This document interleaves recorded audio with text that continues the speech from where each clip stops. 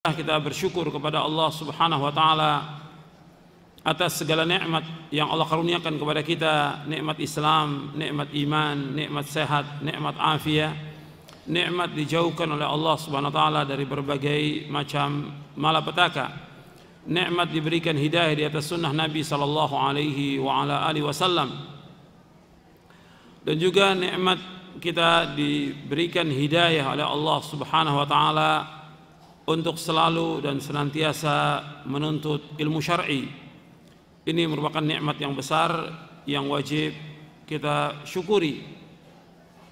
Kita diberikan hidayah oleh Allah Subhanahu wa taala untuk selalu dan senantiasa menuntut ilmu syar'i. Karena orang yang menuntut ilmu syar'i adalah orang-orang yang paling bahagia di muka bumi ini. Ikhwan fiddin, a'azakumullah.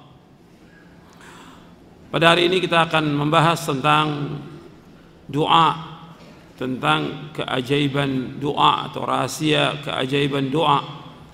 Tentang masalah doa ini sudah dibahas oleh para ulama di dalam kitab-kitab mereka, dengan rinci dibawakan dalil-dalil Al-Quran dan Sunnah yang sahih. Karena doa merupakan ibadah, bahkan afdalul ibadah, seutama-utama ibadah, sebagaimana sabda Rasulullah sallallahu alaihi wasallam, ad-du'a huwa al-ibadah. Doa itu adalah ibadah. Kemudian Nabi sallallahu alaihi wasallam membacakan ayat, wa qala rabbukum ud'uni astajib lakum innal ladzina yastakbiruna 'an ibadati sayadkhuluna jahannama dakhirin. Allah berfirman dalam surah Ghafir, surah Al-Mu'min ayat 60, wa qala rabbukum ud'uni astajib lakum. Hendaklah kalian berdoa kepadaku, aku akan kabulkan doa kalian. Sesungguhnya orang-orang yang sombong dari beribadah kepadaku, mereka akan masuk neraka jahanam dalam keadaan terhina. Allah Subhanahu wa taala memerintahkan di dalam ayat ini kepada seluruh manusia untuk berdoa kepada Allah. Dan Allah Subhanahu wa taala berjanji akan mengabulkan doa mereka. Jadi Allah memerintahkan kepada kita untuk berdoa, dan Allah berjanji akan mengabulkan doa kita. Wa qala rabbukum ud'uni, hendaklah kalian semuanya berdoa kepadaku, astajib lakum, aku akan kabulkan doa kalian. Innal ladzina yastakbiruna ibadati, sesungguhnya orang-orang yang sombong dari ibadah kepadaku, mereka akan masuk neraka jahanam dalam keadaan terhina. Ikhwan fillah, azakumullah. Doa sesuatu yang paling mulia bagi Allah Subhanahu wa taala. Doa adalah ibadah yang paling utama, dan doa ini dianjurkan oleh Allah dalam Al-Quran dan dianjurkan oleh Rasulullah sallallahu alaihi wasallam. Dan kita lihat bahwa para nabi, para rasul alaihi wassalatu wassalam, mereka juga berdoa kepada Allah Subhanahu wa taala. Mereka semuanya berdoa kepada Allah Subhanahu wa taala, karena doa ini merupakan ibadah, dan ibadah yang paling utama. Dan kalau kita sudah berdoa kemudian belum dikabulkan doa itu, ya kita bersabar. Nggak boleh kita istijal berdoa. Ada orang-orang yang berdoa, doanya tidak dikabulkan, tetapi Allah simpan nanti di hari kiamat. Jadi kita dianjurkan untuk berdoa dan terus berdoa. Ada yang Allah kabulkan doa itu, ada yang Allah simpan. Tetapi kita nggak boleh putus asa dari rahmat Allah Subhanahu wa taala. Ikhwan fillah, azakumullah. Kita akan bahas di sini tentang doa. Saya akan sebutkan poin-poin yang kita akan bahas, dan antum bisa catat. Yang pertama yang kita akan bahas tentang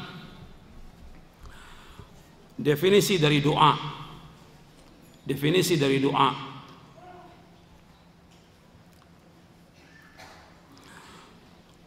Dijelaskan bahwa doa itu pada asalnya diambil dari kata-kata da'a yad'u, du'aan wa da'watan. Jadi da'a yad'u du'aan wa da'watan artinya berdoa, memanggil, menyeru, beribadah. Disebutkan dalam lisan al-Arab oleh Ibnu Mandzur yang dimaksud dengan doa ar-raghbatu ila Allah azza wa jalla, keinginan kepada Allah subhanahu wa ta'ala. Kemudian juga disebutkan tentang hakikat daripada doa. Dijelaskan oleh Imam Al-Khattabi, yang dimaksud dengan hakikat doa adalah izharul iftiqaru ilaihi wa tabarru' minal hawli wal quwwah wa huwa simatul ubudiyah wa istish'arudz dhillah al-bashariyah wa fihi ma'na tsana' 'ala Allah azza wa jalla wa idhafatul jud wal karam ilaihi. Hakikat doa artinya menampakkan kebutuhan kita kepada Allah. Kita berlepas diri dari daya dan upaya. Arti kita berlepas diri dari daya dan upaya, bahwa kita nggak punya kemampuan, dan ini merupakan ciri ibadah. Dan kita merasakan tentang kehinaan, dan kita menyanjung Allah Subhanahu wa taala dan menisbatkan seluruh karunia dan kedermawanan hanya kepada Allah Subhanahu wa taala. Jadi kita menampakkan kebutuhan kepada Allah, dan kita berlepas diri dari kemampuan kita, bahwa kita nggak mampu, nggak punya daya dan upaya, dan kita butuh kepada Allah. Dan ini merupakan ciri dari ibadah kepada Allah. Iyyaka na'budu wa iyyaka nasta'in, hanya kepada Engkau ya Allah kami beribadah, dan hanya kepada Engkau kami mohon pertolongan. Ketika kita mengatakan kami mohon pertolongan, bahwa kita nggak punya kemampuan, nggak punya daya dan upaya kecuali dengan pertolongan Allah Subhanahu wa taala. Begitu juga Allah Subhanahu wa taala berfirman di dalam surah Fatir, ya ayyuhan nasu antumul fuqara'u ila Allah wallahu wal ghaniyyul hamid. Wahai manusia, sesungguhnya kalian adalah orang-orang yang fakir, orang-orang yang butuh kepada Allah, dan Allah itu maha kaya, dan Allah itu maha terpuji. Bahwa seluruh manusia ini butuh kepada Allah Subhanahu wa taala. Maka diperintahkan mereka untuk berdoa. Makanya orang-orang yang tidak berdoa, Allah murka kepada mereka. Nabi SAW bersabda, "Man lam yas'alillah yaghdab alaihi." Barang siapa yang tidak berdoa kepada Allah, maka Allah akan murka kepadanya.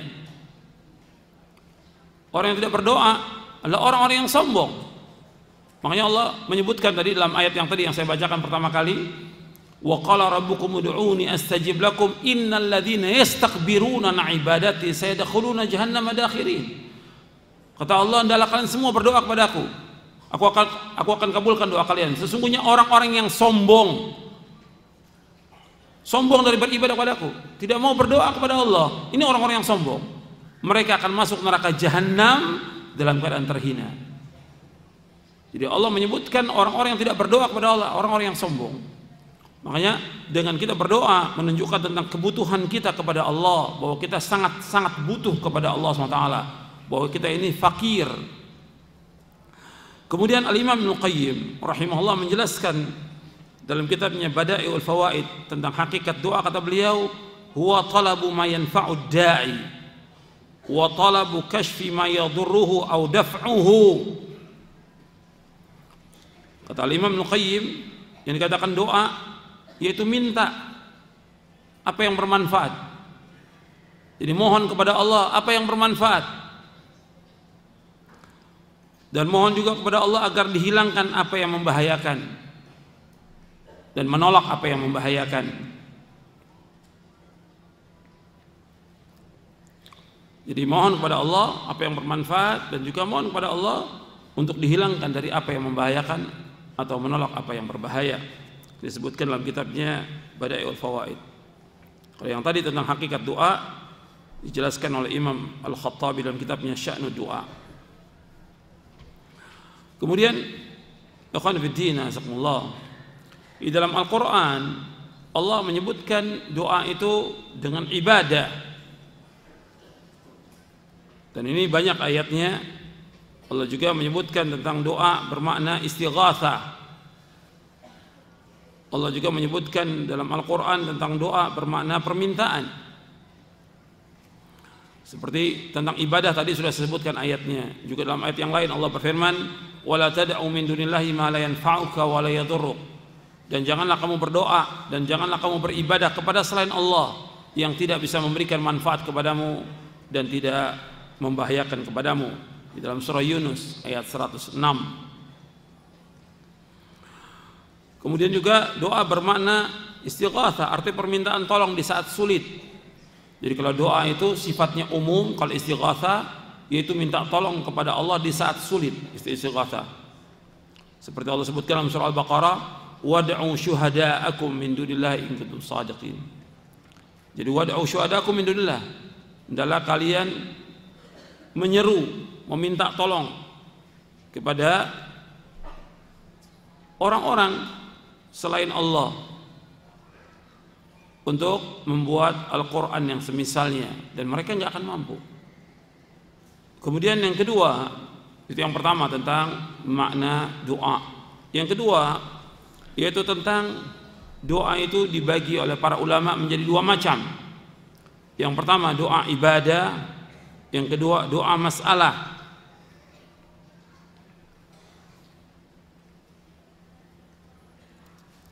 Jadi doa itu dibagi oleh para ulama menjadi dua. Yang pertama doa ibadah, yang kedua doa masalah.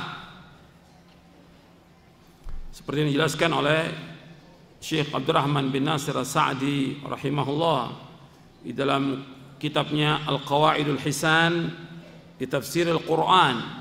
Kata beliau, kullu ma warada fil Qur'ani min al-amri bid-du'a wan nahyi an du'a ghairillah wa thana 'ala da'in yatanawalu du'a al-mas'alah wa du'a al-ibadah. Setiap apa yang datang dari Al-Quran yang memerintahkan untuk berdoa dan melarang dari berdoa kepada selain Allah dan juga memuji atas orang-orang yang berdoa, itu mencakup doa masalah dan doa ibadah. Dan ini kaidah yang sangat bermanfaat. Doa dibagi menjadi dua, yang pertama doa ibadah, yang kedua doa masalah. Apa yang dimaksud dengan doa ibadah? Doa ibadah artinya mencakup semua ketaatan yang lahir dan batin. Jadi doa ibadah syamilun li jamil qurubati adh-dhahirah wal batinah. Doa ibadah itu mencakup semua ketaatan yang lahir dan batin. Ini yang dikatakan doa ibadah. Seperti kita sholat, ini doa ibadah. Seperti kita puasa, doa ibadah. Kita umrah, doa ibadah. Kita haji, ini doa ibadah. Kita keluarkan zakat, ini doa ibadah. Tapi di dalamnya ada doa masalah. Ketika kita sholat, itu doa ibadah. Ketika kita mohon kepada Allah, itu namanya doa masalah. Kita minta kepada Allah. Jadi doa ibadah mengandung doa masalah. Dan doa masalah juga mengandung doa ibadah. Jadi kalau disebutkan doa ibadah artinya mencakup semua ketaatan kepada Allah, semua perbuatan-perbuatan ibadah kepada Allah itu doa ibadah. Adapun doa masalah yaitu permintaan yang kita panjatkan kepada Allah Subhanahu wa taala, itu namanya doa masalah. Dan ini mempunyai hubungan yang sangat erat antara doa ibadah dengan doa masalah. Kemudian selanjutnya yang ketiga tentang keutamaan doa.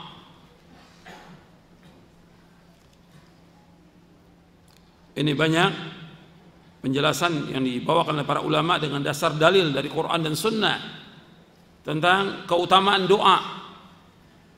Sebab ketika orang berbicara tentang masalah apa saja tauhid, dibawakan keutamaannya lebih dahulu. Salat dibawakan keutamaan lebih dahulu.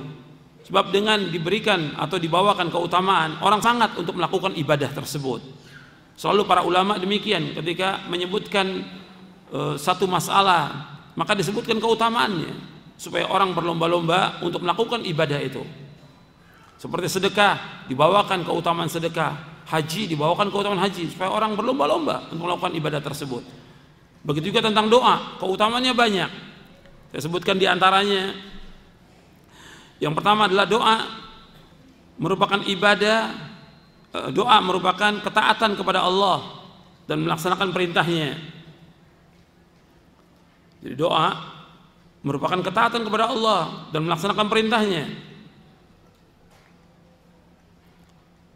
Atau dengan kata lain, bahwa doa adalah ibadah. Dasarnya ayat yang tadi dalam surah Ghafir ayat 60, wa qala rabbukum ud'uni astajib lakum. Adalah kalian berdoa kepadaku, aku akan kabulkan doa kalian. Dan Nabi SAW bersabda, ad-du'a wal ibadah. Hadis ini sahih, diriwayatkan oleh Imam At-Tirmidzi, kemudian juga Ibnu Majah dan yang lainnya. Dan Tirmidzi berkata hadis ini hasan sahih, ad-du'a wal ibadah, dari sahabat An-Nu'man bin Bashir radhiyallahu an. Ad-du'a wal ibadah. Adapun hadis yang mengatakan ad-du'a mukhul ibadah itu dhaif. Ad-du'a mukhul ibadah, doa itu sumsumnya ibadah, intinya ibadah. Doa itu ini dhaif riwayatnya dan dhaifkan oleh Syekh Al-Albani rahimahullah. Jadi doa adalah ibadah. Bahkan di dalam hadis yang lain yang diriwayatkan oleh Imam Hakim dalam kitabnya Al-Mustadrak, Rasulullah bersabda, afdalul ibadati ad-du'a'u. Kata Rasulullah SAW, afdalul ibadati ad-du'a'u. Seutama-utama ibadah adalah doa. Seutama-utama ibadah adalah doa. Dan ini diriwayatkan Imam Hakim dan beliau mensahihkan dan dihasankan oleh Syekh Al-Albani dalam silsilah hadits as-sahihah. Jadi doa merupakan ibadah yang paling utama. Ibadah yang paling utama. Makanya para nabi dan para rasul alaihi wassalatu wassalam itu mereka selalu berdoa kepada Allah Subhanahu wa taala siang dan malam. Yang nanti saya akan sebutkan tentang bagaimana para anbiya dan para rasul itu berdoa kepada Allah Subhanahu wa taala dan mereka tidak putus asa dari rahmat Allah Subhanahu wa taala. Kemudian yang kedua dari keutamaan doa ini, jadi kita masih pembahasan yang ketiga tentang keutamaan doa. Yang kedua dari pembahasan yang ketiga ini, bahwa ad-du'a miftahu likulli khairin wa mighlaqu likulli syarrin. Bahwa doa itu adalah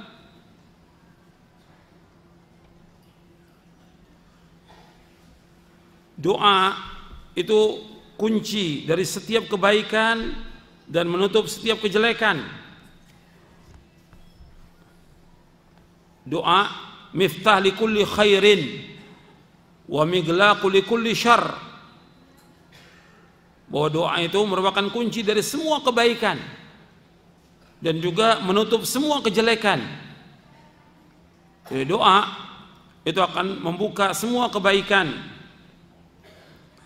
Jadi ketika seorang mengalami kesulitan atau kesusahan, maka dia berdoa kepada Allah, Allah akan datangkan pertolongan. Seperti doanya Nabi Nuh alaihi salatu wassalam ketika kaumnya sudah tidak mau terima dakwah, dan Nabi Nuh alaihi salatu wassalam berdakwah 950 tahun dan luar biasa sabarnya. Dan beliau termasuk ulul azmi minar rusul, berdakwah 950 tahun, siang dan malam berdakwah. Nah, ketika sudah terus-menerus mereka menentang, mengejek, menghina dan yang lainnya, maka Nabi Nuh alaihi wasallam berdoa, anni maghlubun fantasir, bahwa saya ini dikalahkan oleh mereka, maka tolonglah ya Allah. Maka Allah datangkan pertolongan. Sampai juga Nabi Nuh berdoa karena sudah berdakwah dan berdakwah sampai Nabi Nuh berkata, Rabbi la tadar al-ardi minal kafirin dayyara. Wahai Rabbku, jangan kau tinggalkan, jangan kau biarkan di muka bumi seorang kafir pun juga. karena luar biasa mereka menentang dakwahnya Nabi Nuh alaihi salatu wassalam. Dan Allah turunkan hujan dan dikeluarkan air dari bumi. Maka Nabi Nuh disuruh untuk membuat perahu supaya dibawa orang-orang yang akan diselamatkan oleh Allah Subhanahu wa taala. Begitu juga Nabi Ibrahim alaihi salatu wassalam. Beliau lama tidak punya anak. Begitu juga Nabi Zakaria lama tidak punya anak. Bahkan disebutkan oleh Allah dalam Al-Quran bahwa istrinya itu mandul. Tapi dengan berdoa dikabulkan oleh Allah Subhanahu wa taala. Nabi Ibrahim berdoa, Rabbi habli minas salihin. Ya Allah, berikanlah aku keturunan yang saleh. Maka Allah berikan, yaitu Ishak, dan Allah berikan Ismail alaihi wassalatu wassalam. Begitu juga Nabi Zakaria berdoa demikian. Dan masih banyak lagi yang lain doa-doanya para anbiya war rasul. Seperti juga Nabi Yunus ketika ditelan oleh ikan paus. Kemudian Nabi Yunus berdoa, La ilaha illa anta subhanaka inni kuntu minadh dhalimin. La ilaha illa anta subhanaka inni kuntu minadh dhalimin. Tidak ada ilah yang berhak diberikan hanya Engkau ya Allah, dan aku termasuk orang yang berbuat kezaliman. Diselamatkan oleh Allah. Nabi Daud juga demikian, Nabi Sulaiman alaihi salatu wassalam berdoa kepada Allah, dikabulkan.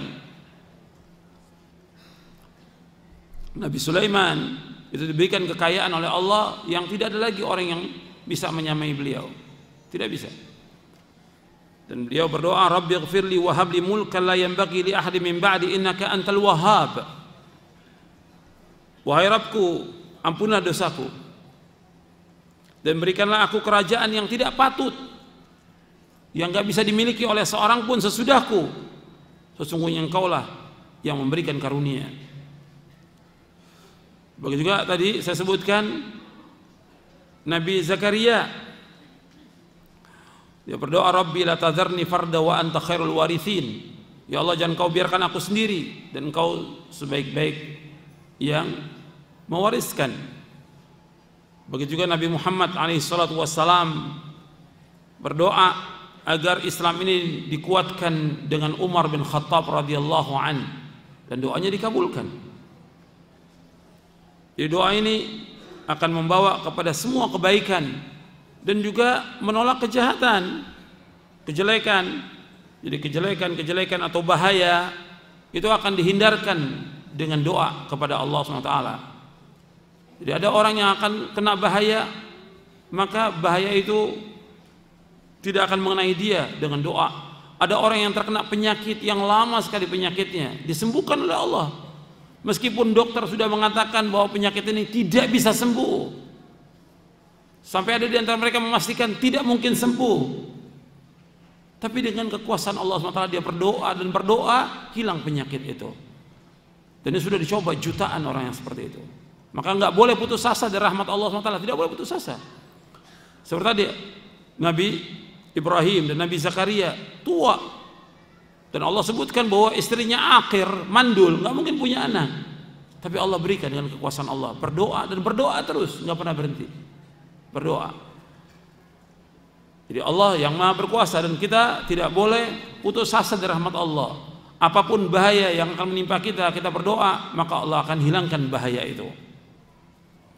Jadi doa itu, dengan doa akan membuka pintu kebaikan, dan dengan doa juga akan menutup semua pintu kejelekan. Kemudian yang ketiga dari keutamaan doa, bahwa doa ini sesuatu yang paling mulia. Doa akramu syai'in 'ala Allah. Doa ini yang paling mulia atas Allah SWT. Sebagaimana sabda Rasulullah SAW dari sahabat Abu Hurairah radhiyallahu anhu, Nabi SAW bersabda, "Laisa syai'un akrama 'ala Allah azza wa jalla min ad-du'a." Rasulullah SAW bersabda, tidak ada sesuatu yang paling mulia, artinya yang paling cepat memberikan manfaat dan paling utama Allah melainkan doa. Hadis ini diriwayatkan oleh Imam Ahmad, Bukhari dalam kitabnya Al-Adabul Mufrad, dan Ibnu Majah. Diriwayatkan juga oleh Imam Hakim dan disahihkan oleh beliau dan dihasankan oleh Syekh Al-Albani dalam kitabnya Sahih Al-Adabul Mufrad. Jadi laisa syai'un akram Allah azza wa jalla min doa. Dan ini menunjukkan apa? Kata Imam Asy-Syaukani, menunjukkan tentang kekuasaan Allah, bahwa Allah itu luar biasa memberikan manfaat kepada doa ini. Kalau orang berdoa, maka manfaatnya luar biasa yang Allah berikan kepada hambanya. Dan menunjukkan bahwa kita ini lemah. Kemudian yang keempat, bahwa doa sebagai sebab untuk menolak kemurkaan Allah SWT. Doa sababun lidaf'i ghadabillah. Doa ini sebagai sebab untuk menolak kemurkaan Allah Subhanahu wa taala. Sebab Rasulullah SAW bersabda, "Man lam yas'alillah yaghdab alaihi." Barang siapa yang tidak minta kepada Allah, Allah akan murka kepadanya. Barang siapa yang tidak memohon kepada Allah, tidak berdoa kepada Allah, maka Allah akan murka kepadanya. Maka di sini menunjukkan apa? Kata para ulama, bahwa doa ini merupakan ahammul wajibat wa a'zamul mafrudat. Bahwa doa ini termasuk kewajiban yang paling penting dan juga kewajiban yang paling agung. Dengan kita berdoa, maka Allah akan cinta kepada kita. Dengan kita berdoa, Allah akan senang kepada kita. Dengan berdoa, kita menolak kemurkaan Allah Subhanahu wa ta'ala. Yang kelima, dari keutamaan doa, doa merupakan dalil tentang tawakalnya seorang hamba kepada Allah. Ya, doa merupakan dalil tawakalnya seorang hamba kepada Allah Subhanahu wa ta'ala. Dengan dia berdoa, dia bersandar hanya kepada Allah. Dengan dia berdoa, dia bersandar kepada Allah. Makanya kita keluar rumah itu, kita baca bismillahi tawakkaltu 'ala Allah la haula wala quwwata illa billah. Kita enggak punya kekuatan, tidak ada daya dan upaya kecuali pertolongan Allah. Kita serahkan semua urusan kita kepada Allah Subhanahu wa taala. Kemudian yang keenam, bahwa doa sebagai tanda kekuatan dan juga tanda kepintaran seseorang. Dengan doa sebagai tanda kekuatan dan juga kepintaran seorang. Jadi maksud kekuatan ini, dia bukan orang yang lemah. Justru orang yang kuat itu dia selalu berdoa kepada Allah dan minta kepada Allah. Sedangkan orang yang lemah adalah orang yang lemah yang tidak berdoa kepada Allah SWT. Sebagaimana sabda Rasulullah SAW, Rasul bersabda, "A'jazun nas man ajiza 'anid du'a wa abkhalun nas man bakhila bis salam." Kata Rasulullah SAW, manusia yang paling lemah adalah manusia yang paling lemah dari berdoa kepada Allah SWT. Dan manusia yang paling bakhil adalah orang yang bakhil untuk mengucapkan salam kepada orang. Hadis ini diriwayatkan oleh Ibnu Hibban dalam kitabnya Mawaridud Dhama'an, dan juga diriwayatkan oleh yang lainnya, dan hadis ini disahihkan oleh Syekh Al-Albani dalam silsilah ahadits as-sahihah. Jadi orang yang paling lemah, yang lemah dalam berdoa. Berdoa ini nggak butuh apa-apa. Kita bisa berdoa sambil duduk, kita bisa berdoa sambil berbaring,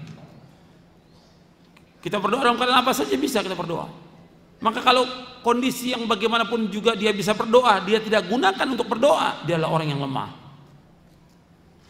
Kita berdoa bisa di saat sholat, kita bisa berdoa sesudah sholat, kita bisa berdoa ketika kita bangun di tengah malam, ketika kita safar dan yang lainnya. Tapi dia nggak gunakan doa itu, maka ini orang yang paling lemah.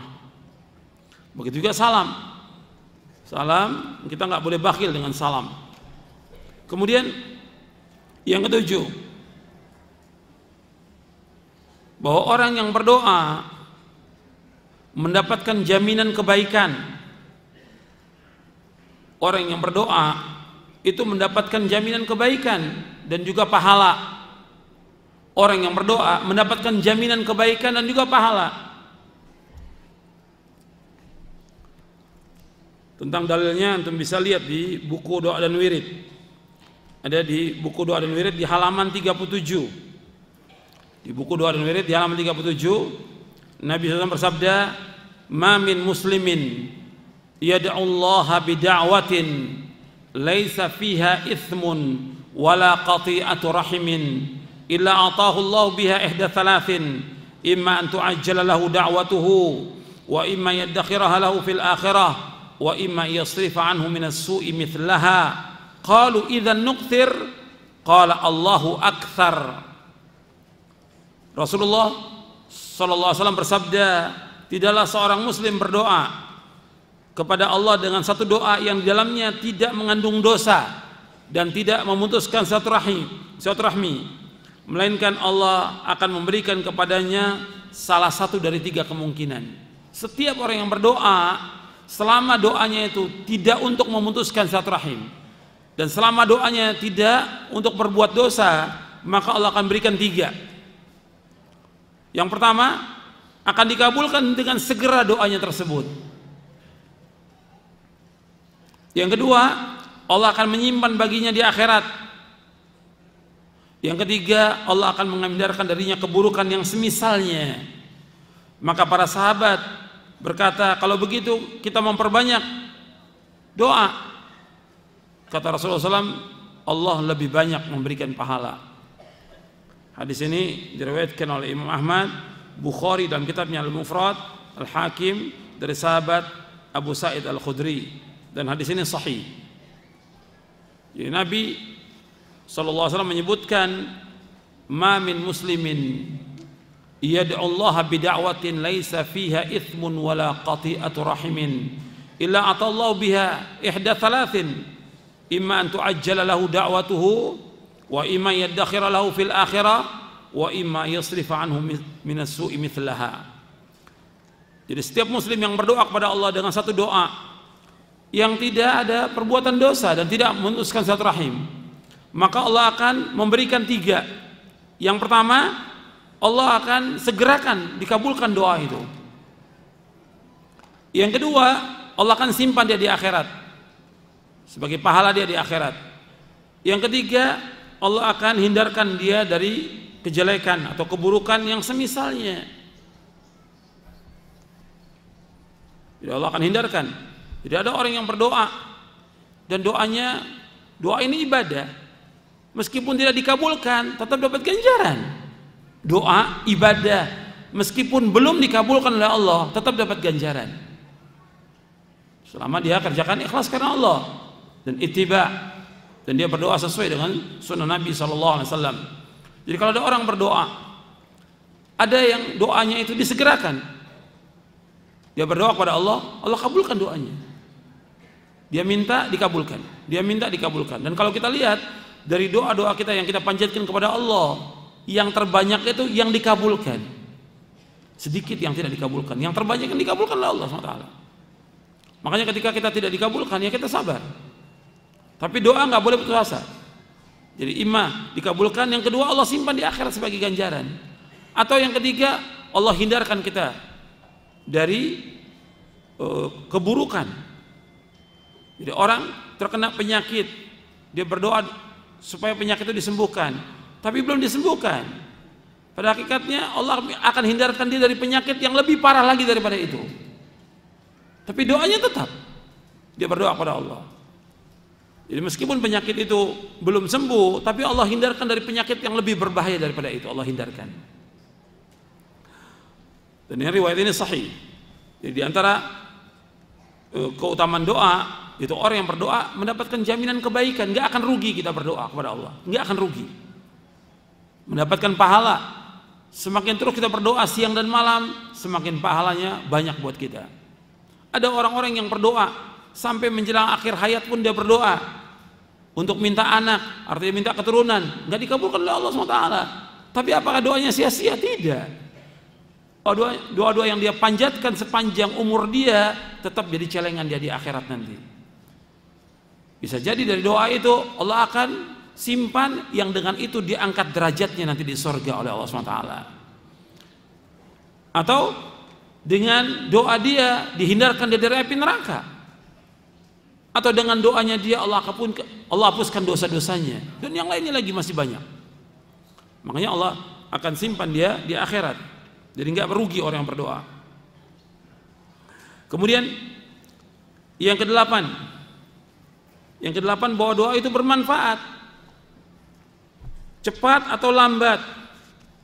Maka Nabi SAW bersabda, inna doa yanfa mimma nazala wa mimma lam yanzil fa'alaikum ibadallahi bid doa.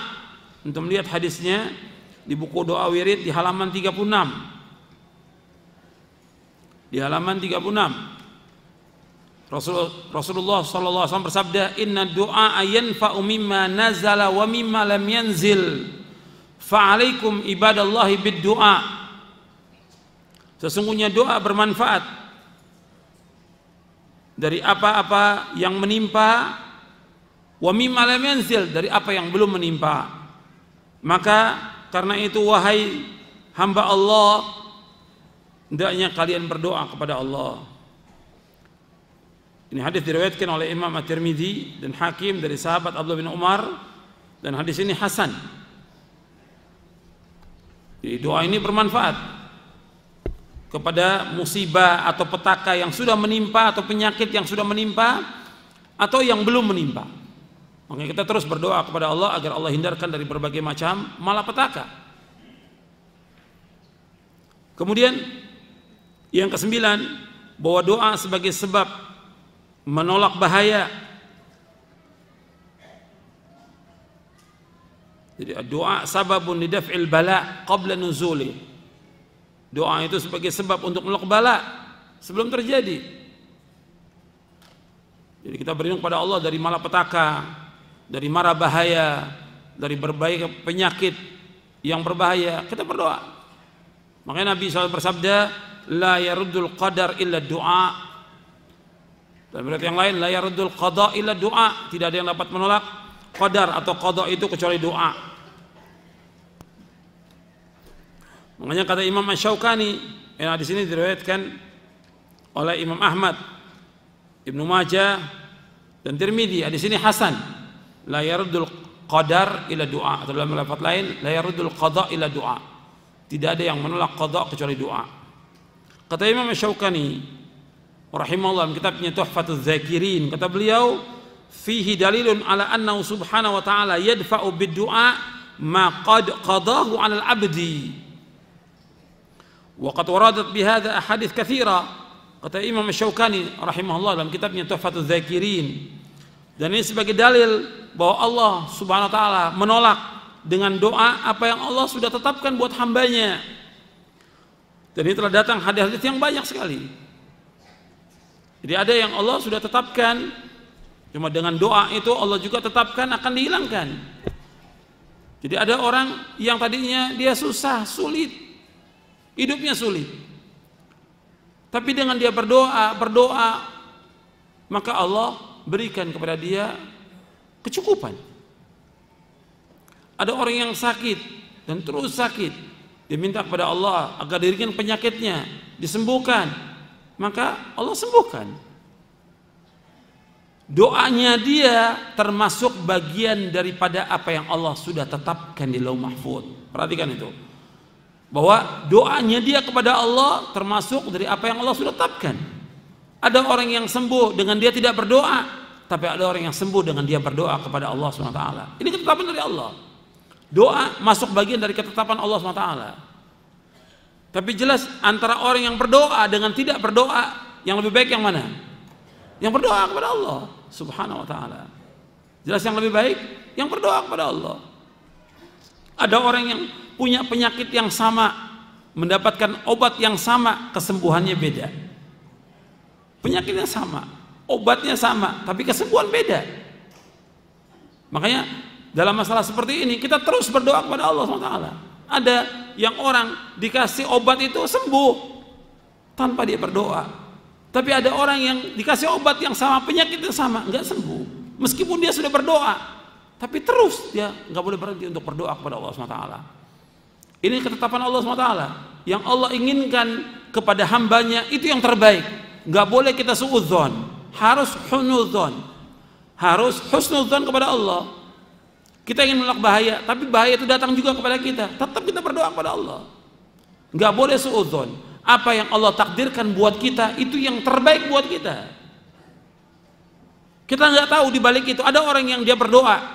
Ya, ini contoh aja dari sekian banyak contoh. Sakit tadi saya contohkan. Dia berdoa kepada Allah, belum sembuh. Tapi ada yang dia tidak berdoa sembuh, atau dia berdoa hanya sekali dua kali sembuh. Tapi di balik ini ada hikmah yang sangat besar. Dengan diberikan penyakit yang parah oleh Allah SWT, Allah akan menghapuskan dosa-dosanya yang lalu. Dengan diberikan penyakit dan dia sudah berdoa kepada Allah, Allah berikan pahala dia nanti di akhirat. Yang ketiga, Allah akan angkat derajatnya. Dan yang lainnya. Atau juga dengan penyakit itu Allah akan mencegah dia dari perbuatan dosa dan maksiat yang lebih besar daripada itu. Kalau diberikan dia kesehatan, mungkin tambah maksiatnya. Tapi dikasih penyakit, dia tambah dekat dengan Allah, tambah ibadah kepada Allah, dia tambah ngaji dan segala macam. Dikasih sehat, tambah maksiat dia. Di balik itu ada hikmah yang kita tidak tahu. Maka banyak sekali, banyak hikmah yang bisa kita gali dari apa yang Allah sudah tetapkan buat kita. Tapi kita ingat bahwa apa yang Allah tetapkan buat kita itu yang terbaik buat kita. Apa yang Allah tetapkan buat kita itu yang terbaik buat kita. Kemudian, ikhwan fillah, azakumullah, itu 9 atau 10 tentang keutamaan doa ini, yaitu doa termasuk dari sifat hamba-hamba Allah yang bertakwa, sifat dari hamba-hamba Allah yang beriman. Bahwa doa termasuk sifat dari hamba-hamba Allah yang bertakwa, sifat dari hamba-hamba Allah yang beriman. Untuk melihat para nabi dan para rasul alaihi wassalatu wassalam yang Allah cinta kepada mereka. Allah cinta kepada mereka. Mereka pun beribadah kepada Allah, mereka berdakwah kepada Allah. Tapi mereka nggak pernah tinggalkan ibadah, nggak pernah tinggalkan berdoa. Maksud saya, doa terus. Allah sebutkan dalam surah Al-Anbiya ayat 90. Dalam surah Al-Anbiya ayat 90 Allah berfirman, innahum kanu yusari'una fil khairati wa yad'unana raghaban wa rahaba wa kanu lana khashi'in.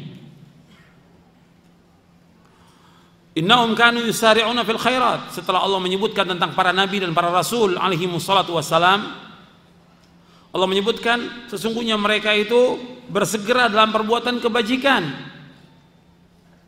dan mereka berdoa kepada kami dengan rasa harap dan cemas, dan mereka adalah orang-orang yang khusyuk kepada kami.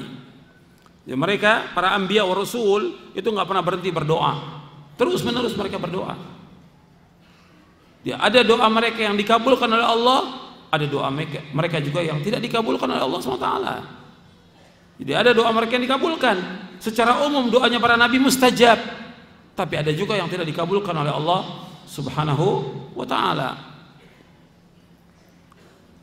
Jadi kita tetap berdoa dan berdoa kepada Allah Subhanahu wa ta'ala.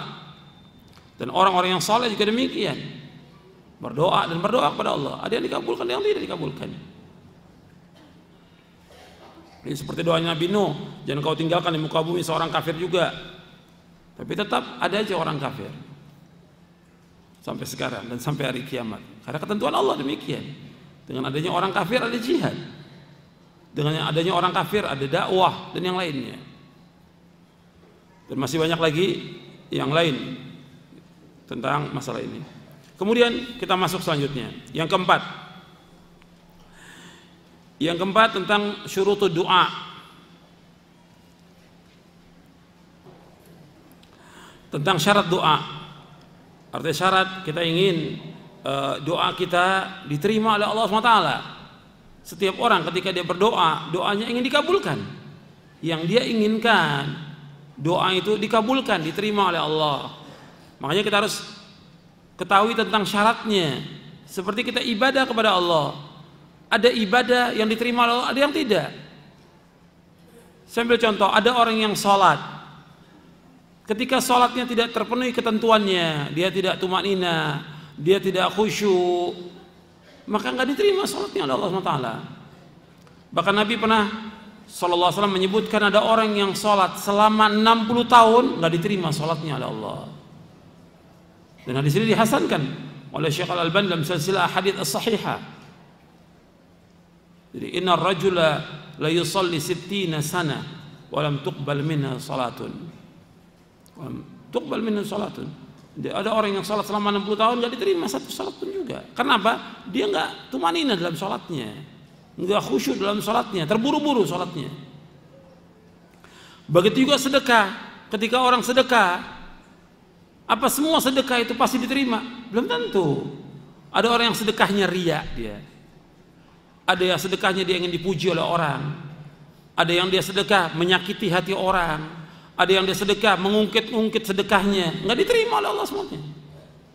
Begitu juga doa. Diperhatikan, ya.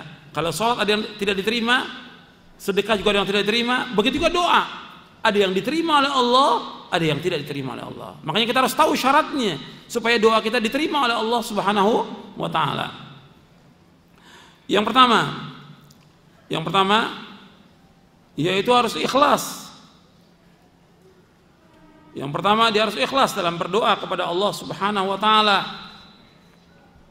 Tanpa keikhlasan, maka tidak akan diterima seluruh ibadah. Ya syaratnya ikhlas, maka dia harus ikhlas. Itu yang pertama, ikhlas dalam berdoa kepada Allah.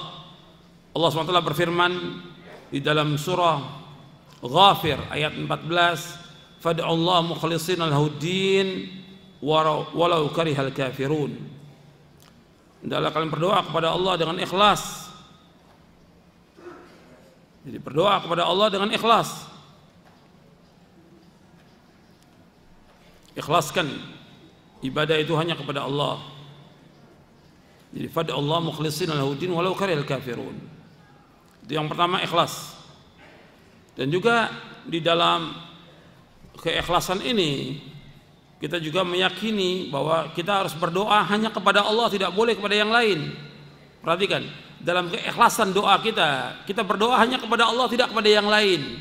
Kalau ada orang yang berdoa kepada selain Allah, nggak akan diterima doanya. Allah berfirman dalam surah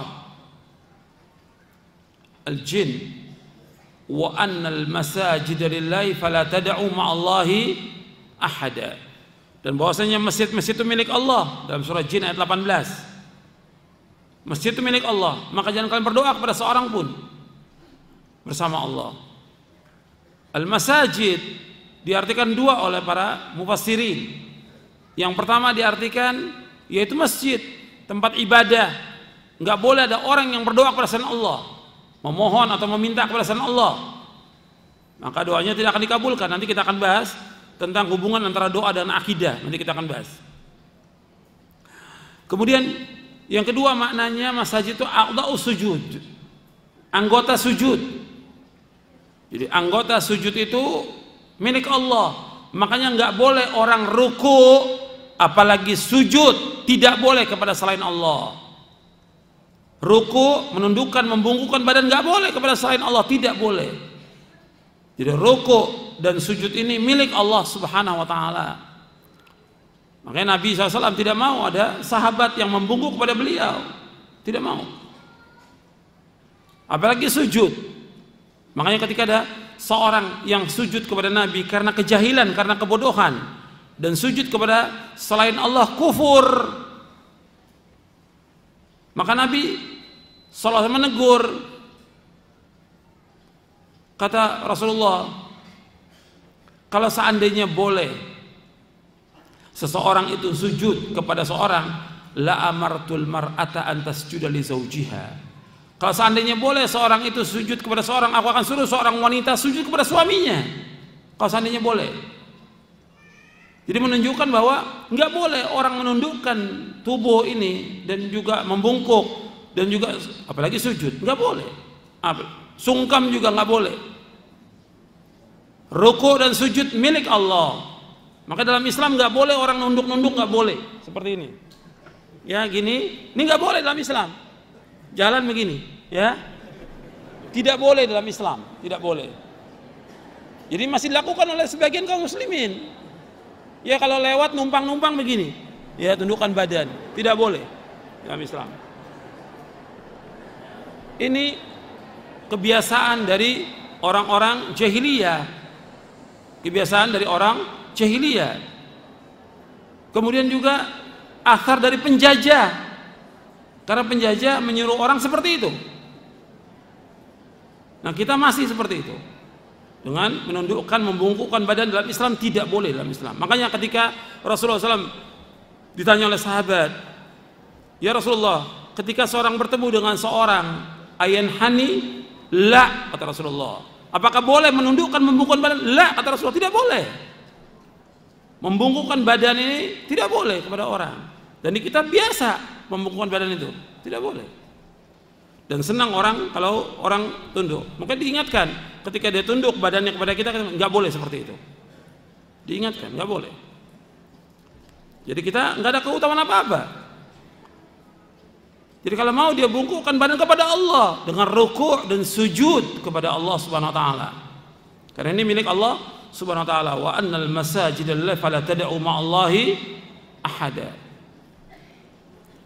Jadi ini harus diingatkan. Ketika ada orang membungkuk pada kita, kita ingatkan. Hatta dia anak buah kita, ingatkan. Nggak boleh seperti ini. Biasa aja. Kalau mau musafaha, salaman. Tapi membungkukkan nggak dibenarkan menurut syariat. Kemudian yang kedua dari syurutud doa, yang kedua yaitu al-mutaba'ah, ittiba' kepada Rasulullah sallallahu alaihi wasallam.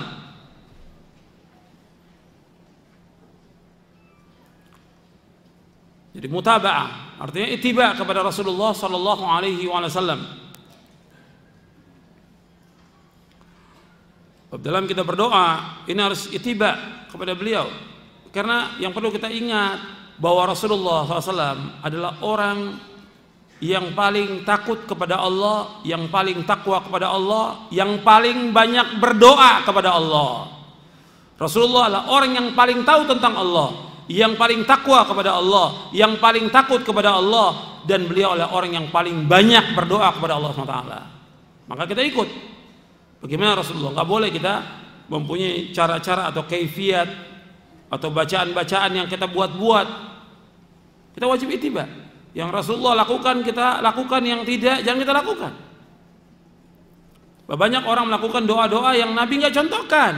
Bagaimana akan dikabulkan doa itu? Karena nggak ada contoh. Seorang Nabi bersabda, "Man ahdatsa fi amrina hadza ma laysa minhu fahuwa raddun." Barang siapa mengadakan sesuatu yang baru dalam agama kami yang tidak ada contohnya, tertolak. Maka ada contoh. Saya ambil contoh dari sekian banyak contoh, ya. Contoh ini seperti orang yang berdoa di kuburan. Dianggap kalau berdoa di tempat itu, dia nggak berdoa kepada penghuni kubur, tapi berdoa di kuburannya orang soleh. Dia berdoa kepada Allah, tapi di sisi kuburan orang soleh. Dia menganggap kalau doa di situ pasti dikabulkan doanya. Atau di sisi kuburan orang tua, ini bid'ah. Kalau dia minta kepada penghuni kubur, syirkun akbar. Kalau dia berdoa dan minta kepada penghuni kubur, ini jatuhnya kepada syirkun akbar, syirik yang paling besar. Makanya tidak ada di muka bumi orang yang paling sesat di muka bumi melainkan orang yang berdoa dan meminta kepada selain Allah. Yang mengatakan demikian adalah Allah SWT dalam Al-Quran. Tidak ada di muka bumi orang yang paling sesat di muka bumi ini melainkan orang yang berdoa dan meminta kepada selain Allah. Allah yang mengatakan demikian dalam Al-Quran dalam surah Al-Ahqaf, "Wa man adallu mimman yad'u min dunillahi ma la yastajibu lahu ila yaumil qiyamah wa hum an du'aihim ghafilun wa idza husyira an-nasu kanu lahum a'daan wa kanu bi ibadatihim kafirin." Dan tidak ada di muka bumi orang yang paling sesat melainkan orang-orang yang berdoa kepada selain Allah, yang tidak bisa menjawab sampai hari kiamat, dan mereka lalai dari doa-doa mereka. Dan nanti pada hari kiamat Allah akan kumpulkan mereka dan mereka akan ditanya tentang apa yang mereka lakukan, dan akhirnya menjadi musuh. Jadi orang yang berdoa, seperti ada orang yang berdoa kepada orang soleh, atau dia datang ke Madinah, ke Masjid Nabawi, dia minta kepada Rasulullah, "Ya Rasulullah, tolonglah saya, mudahkan urusan saya." Ini syirkun akbar, syirik yang paling besar. Nggak boleh berdoa kepada makhluk, berdoa hanya kepada Allah saja. "Ud'uni astajib lakum." Berdoalah hanya kepadaku saja aku akan kabulkan doa kalian. Makanya ini di antara doa yang bid'ah. Contoh lagi doa yang bid'ah dilakukan oleh sebagian kaum muslimin sesudah selesai sholat yang wajib, rame-rame berdoa, berzikir dengan keras, berdoa. Yang berdoa juga hatinya lalai karena rutinitas dia baca, yang ngaminkan juga sama. Gimana akan dikabulkan? Sedangkan masing-masing kita punya kebutuhan yang berbeda-beda. Itu diantara contoh, sekian banyak contoh doa-doa yang tidak mengikuti contoh Rasulullah Sallallahu Alaihi Wasallam. Kita wajib ittiba pada beliau. Dan dalilnya banyak dalam Al-Quran, diantaranya dalam surah Ali Imran, qul in kuntum tuhibbunallaha fattabi'uni yuhibbukumullah wa yaghfir lakum dzunubakum wallahu ghafurur rahim. Katakanlah, seandainya kamu cinta kepada Allah, ikuti aku. Insya Allah akan cinta kepada kamu. Allah Maha Pengampun dan Maha Penyayang. Artinya kalau seandainya kamu cinta kepada Allah, ikuti aku, maka Allah akan cinta kepada kamu. Allah akan mengampuni dosa-dosa kamu. Kemudian yang ketiga, ats-tsiqah billah wal yaqin bil ijabah. Yang ketiga, yaitu harus kita percaya kepada Allah dan yakin Allah akan kabulkan doa kita. Kita harus percaya kepada Allah dan kita yakin bahwa Allah akan mengabulkan doa kita. Ini penting. Kita harus percaya kepada Allah SWT bahwa Allah akan mengabulkan doa kita. Sebab Nabi SAW bersabda dalam hadis yang hasan yang diriwayatkan oleh Imam Tirmidzi, "Ud'ullaha wa antum muqinuna bil ijabah." Berdoalah kepada Allah dan kalian harus yakin bahwa Allah akan mengabulkan doa kalian. Harus yakin bahwa Allah akan mengabulkan doa kalian. Makanya kita harus percaya kepada Allah SWT. Ketika kita berdoa, kita percaya Allah akan mengabulkan doa kita. Dan Allah, kita percaya bahwa Allah Maha berkuasa atas segala sesuatu. Kita yakin bahwa Allah akan memberikan permintaan kita. Kita yakin. Harus yakin bahwa Allah itu akan mengabulkan doa kita. Kalau belum dikabulkan, terus kita berdoa terus kepada Allah SWT.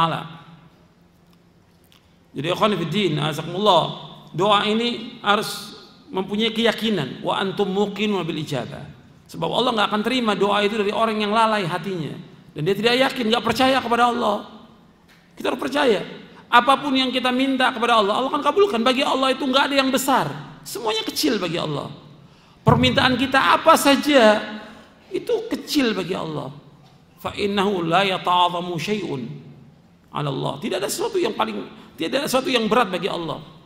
Seandainya seperti dalam hadis qudsi dari Abu Dzar Al-Ghifari yang Allah berfirman, "Ya ibadi law anna awwalakum wa akhirakum wa insakum wa jinnakum qamu ala sa'idin wahidin fasa'aluni fa'ataitu kulla wahidin mas'alatu ma naqasa dzalika mimma indi illa kama yanqusul mikhyatu idza udkhila al-bahr." Kata Rasulullah SAW, Allah SWT berfirman di hadis yang panjang.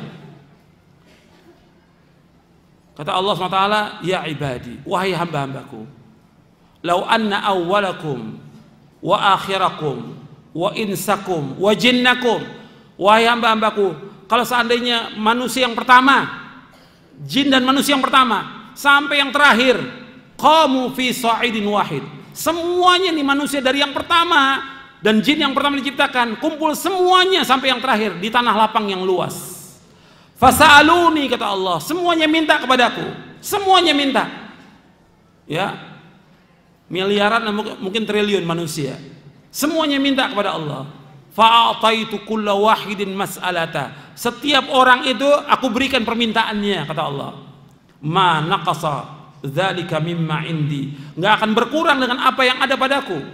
Illa kama yanqusul mikhyatu ila idza udkhila bar, melainkan seperti jarum yang dimasukkan di lautan.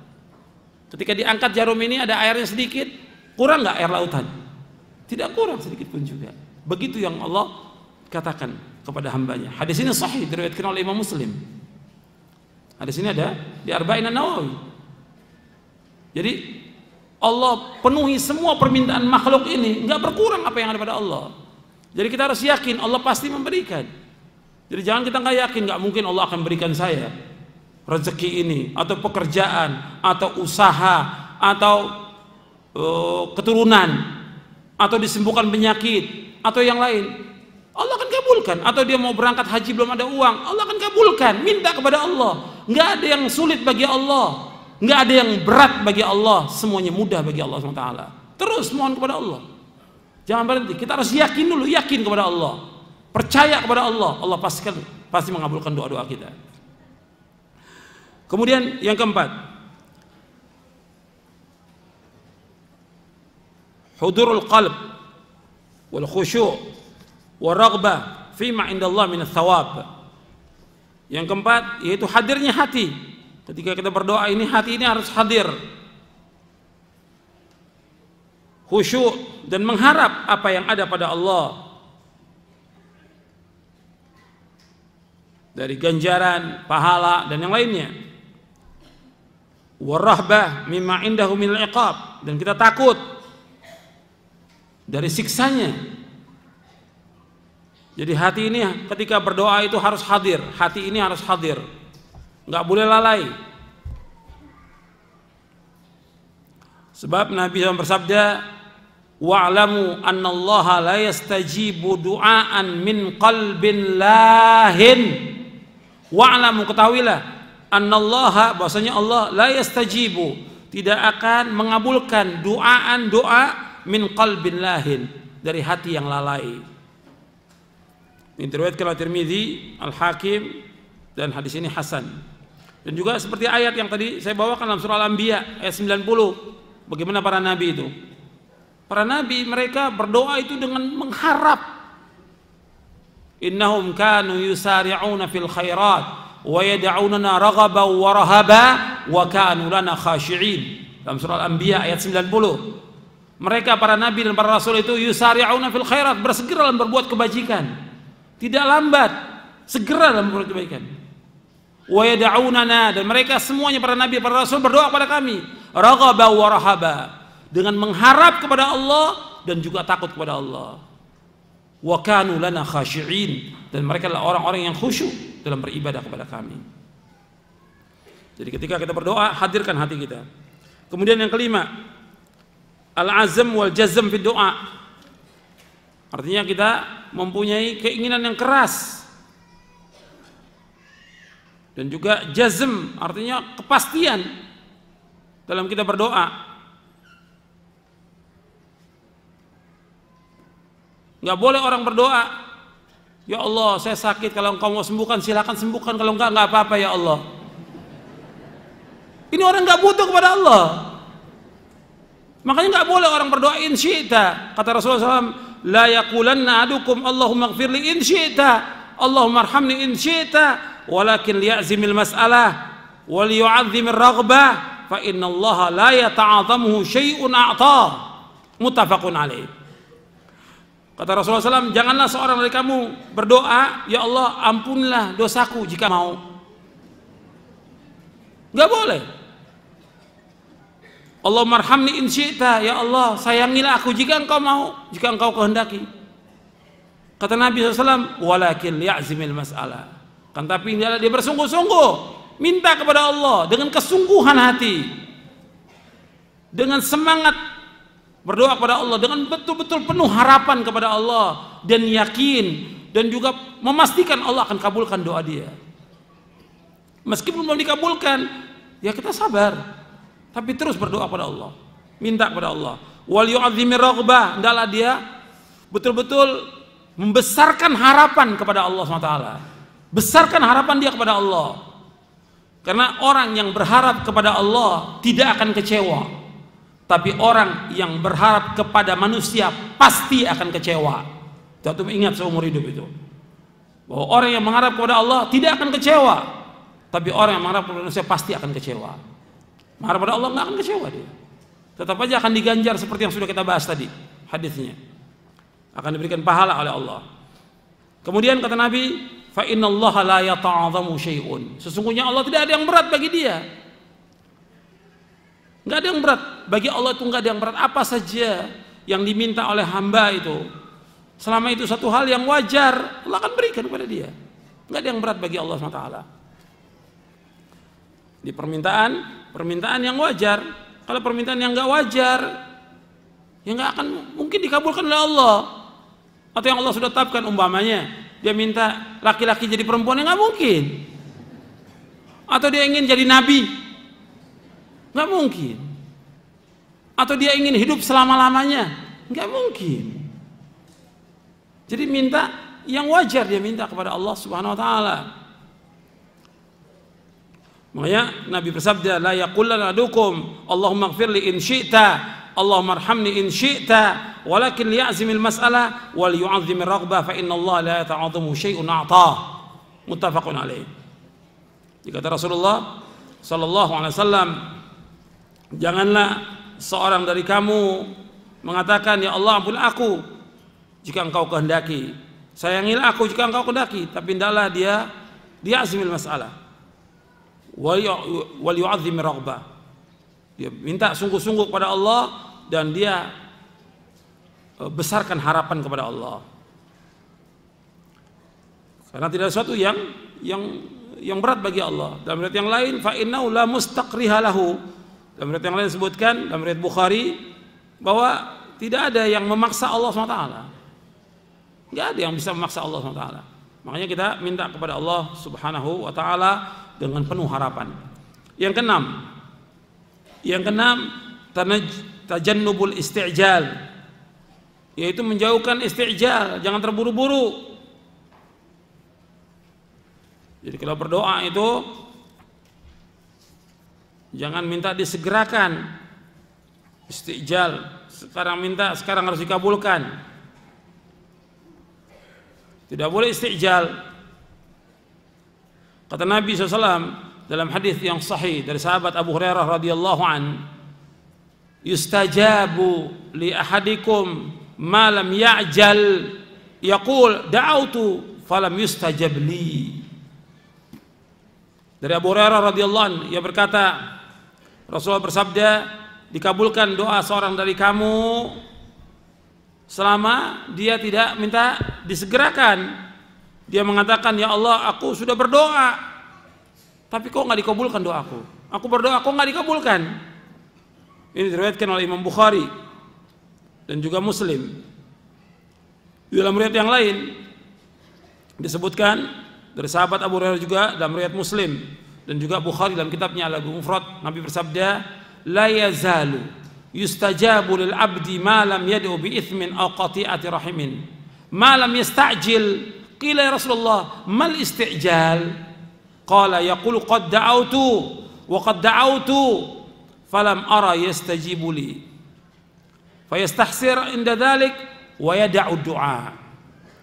Dari Abu Hurairah radhiyallahu anhu, ia berkata, telah bersabda Rasulullah SAW, tetaplah seorang hamba dikabulkan doanya selama dia tidak berdoa untuk berbuat dosa dan memutuskan silaturahim, dan selama dia tidak minta disegerakan, tidak terburu-buru. Ada yang bertanya, Rasulullah, apa yang dimaksud dengan isti'jal? Nabi menjawab, yaitu orang itu berkata, aku sudah berdoa, tapi aku melihat belum dikabulkan doaku, sehingga dia sedih, dia mengurungkan lagi untuk berdoa, fayada'u doa, ditinggalkan doa itu. Jadi orang itu mengatakan, saya sudah berdoa belum dikabulkan, saya berdoa belum dikabulkan, maka sejak itu dia tinggalkan doanya. Ini orang-orang yang isti'jal. Ya dengan dia tidak berdoa pada Allah, ya rugi dia, dan termasuk orang-orang yang sombong. Dan Allah akan marah dan murka kepada dia dengan dia tidak berdoa. Makanya terus berdoa, meskipun belum dikabulkan, doa terus berdoa. Yang ketujuh, ad-doa bil khair, doa dengan kebaikan. Ya, kalau kita minta kepada Allah kebaikan, maka Allah akan kabulkan doa itu. Selama doa bukan minta perbuatan maksiat atau bukan untuk memutuskan silaturahim. Dan hadisnya sudah kita bawakan tadi, riwayat Muslim itu. Kemudian yang kedelapan, doa dengan apa yang disyariatkan. Itu doa dengan apa yang disyariatkan. Jadi doa-doa yang disyariatkan, yang sesuai dengan syariat Nabi Muhammad SAW, ini hampir sama dengan tadi, yaitu ittiba. Kemudian yang kesembilan, itabatul ma'kal wal mashrab, yaitu baiknya makan dan minum. Sebab diantara terhalangnya doa dengan sebab makan yang haram, minum yang haram, kemudian diberikan uang dari yang haram atau yang syubhat, yang enggak jelas. Sebab Nabi SAW bersabda dalam hadis yang sahih, "Innallaha ta'ala thayyibun la yaqbalu illa thayyiba." Kemudian Nabi membacakan ayat dalam surah Al-Mu'min dan juga surah Al-Baqarah. Kemudian Nabi menyebutkan tentang seorang, "Tsumma dzakara ar-rajula yutilu safar ash'atha aghbara yamuddu yadayhi ila sama ya Rabb wa mat'amu haram wa mashrabu haram wa malbasu haram wa ghudhiya bil haram fa anna yustajabu lah." Setelah Nabi membawakan ayat, Nabi menyebut tentang seorang yang safar, rambutnya kusut, berdebu, dia tadahkan tangannya ke langit, "Wahai Rabbku, wahai Rabbku." Kata Nabi Muhammad SAW, makanannya haram, minumannya dari yang haram, pakaian dari yang haram, dan dia diberikan segala sesuatu dari yang haram. Maka bagaimana akan dikabulkan doanya? Jadi makan yang halal itu juga termasuk jalan untuk dikabulkan doa. Ketika orang makan yang haram, uangnya nggak jelas, dia hidupnya tiap hari nggak jelas uangnya, yang dari yang haram, ngambil hak orang lain, atau suap menyuap, sogok menyogok, atau yang lain, bagaimana akan dikabulkan doanya oleh Allah? Jadi masalah dari mana uang itu akan ditanya oleh Allah nanti pada hari kiamat. Dan kalau orang makan yang haram, bukan doanya saja tidak dikabulkan, bahkan juga dagingnya itu akan kena kepada api neraka. Makanya hati-hati, barang siapa yang dagingnya tumbuh dari yang haram, neraka yang lebih kuat bagi dia. Kemudian yang ke-10 yaitu tajannubul i'tida' fi du'a, meninggalkan atau menjauhkan berlebihan dalam berdoa. Berlebihan dalam berdoa. Allah Subhanahu wa taala berfirman, "Ud'u rabbakum tadarruan wa khufyatan innahu la yuhibbul mu'tadin." Berdoalah kepada Allah dengan tadarru', dengan merendahkan hati kita kepada Allah, merendahkan diri kita kepada Allah, wa khufya, jadi juga dengan sembunyi, dengan suara yang perlahan. Innahu la yuhibbul mu'tadin, sesungguhnya Allah tidak suka kepada orang-orang yang melewati batas. Di dalam surah Al-A'raf ayat 55, Nabi juga menyebutkan nanti akan ada orang-orang yang mereka berlebihan dalam berdoa dan juga mereka berlebihan dalam bersuci. Ya, mereka berlebihan dalam berdoa, seperti orang berdoa dia minta surga, kemudian doanya betul, minta surga betul, cuma dirinci oleh dia, ini berlebihan. Minta rumah yang bagus, bidadari yang cantik, minta ini, terus dirinci oleh dia. Ini namanya tidak fi doa. Seperti orang yang juga dia berlindung pada Allah dari api neraka, dia minta kepada Allah berlindung dari api neraka, minta juga dari dijauhkan dari cairan yang panas dan segala macam. Jadi berlebihan. Seperti orang yang berlindung kepada Allah dari azab kubur, cukup dari azab kubur. Ini ditambah lagi berlindung dari apa? Dari cacingnya, dari binatang yang ada di dalam tanah. Enggak perlu. Ini tidak berdoa. Atau orang yang mengeraskan suaranya dengan keras ketika berdoa, dengan suara yang sangat keras. Ini tidak berdoa, melewati batas dalam berdoa. Atau meminta sesuatu yang mustahil. Ini juga termasuk tidak berlebihan dalam berdoa, melewati batas dalam berdoa. Seperti tadi saya sebutkan, orang minta umur panjang, ya sampai hari kiamat, nggak mungkin. Atau dia minta kepada Allah SWT, kalau minta umur panjang dalam syariat boleh, cuma tinggal dilihat maslahat atau tidak buat dia. Sebab orang yang paling baik itu man tala umruhu wa hasuna amaluh, yang panjang umurnya dan baik amalnya. Ketika dikasih umur panjang, apakah betul dia bisa beramal soleh? Kalau dikasih kemudian umur yang panjang nggak bisa melakukan amal soleh. Na'udzubillah. Makanya soal bolehnya boleh. Tapi yang tadi saya tidak itu dia minta sampai hari kiamat, atau dia minta jadi nabi, atau yang lainnya. Ini tidak fi doa. Ini juga sebagai penghalang. Artinya dia minta berdoa kepada Allah sesuatu yang mustahil. Ini termasuk juga berlebihan dalam berdoa. Kemudian sekarang kita lanjutkan. Masih juga banyak yang lainnya yang berkaitan dengan masalah kesalahan dalam berdoa. Sekarang kita masuk kepada pembahasan yang berkaitan dengan masalah akidah, hubungan doa dengan akidah. Ini pembahasan yang penting ini. Jadi kita ada 4 poin tentang syurutul doa. Sekarang kita masuk hubungan doa dengan akidah. Ini pembahasan kita yang kelima. Bab doa ini mempunyai kedudukan yang penting. Doa ini mempunyai kedudukan yang penting. Ini saya ambil dari buku tentang ad-doa wa manzilatuhu minal aqidah al-islamiyah. Buku ini 2 jilid. Ditulis oleh Abdurrahman Jilan bin Khidir Al-Arusi. Ini jilid yang pertama yang berkaitan dengan masalah akidah. Banyak orang yang kadang-kadang dia membahas tentang doa tidak disentuh sama sekali yang berkaitan dengan masalah akidah. Padahal ini paling penting. Yang berkaitan dengan masalah akidah ini termasuk yang paling penting.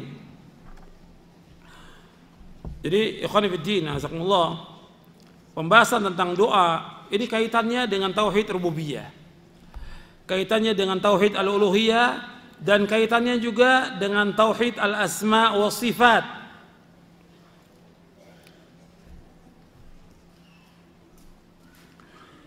Jadi doa ini punya kaitan yang sangat penting dengan tauhid rububiyah, dengan tauhid uluhiyah, dengan tauhid asma wa sifat.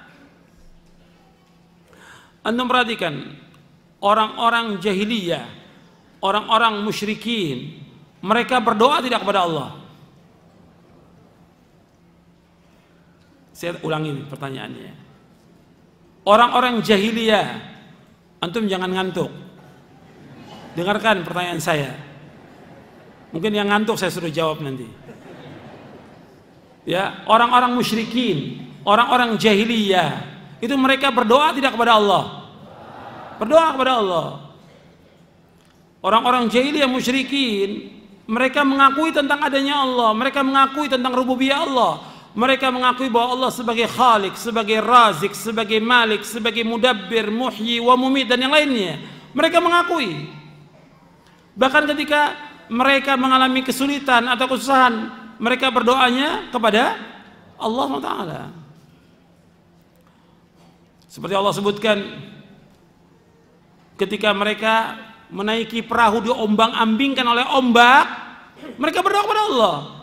Wa idza raqibu fil fulki da'awallaha mukhlishina lahuddin falamma najjahum ilal barri idzahum yusyrikun. Tatkala mereka menaiki perahu dan diombang-ambingkan oleh ombak, fa idza raqibu fil fulki da'awallaha mukhlishin, mereka berdoa kepada Allah dengan ikhlas. Ini Allah cerita tentang kaum musyrikin, mereka berdoa kepada Allah dengan ikhlas. Falamma najjahum ilal barr, tatkala kami selamatkan mereka ke daratan, idzahum yusyrikun, tiba-tiba mereka berbuat syirik kepada Allah.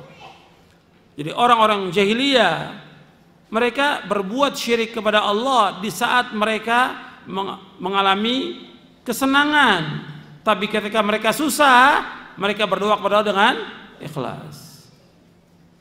Tapi sebagian kaum muslimin ini lebih jelek dari orang-orang jahiliyah.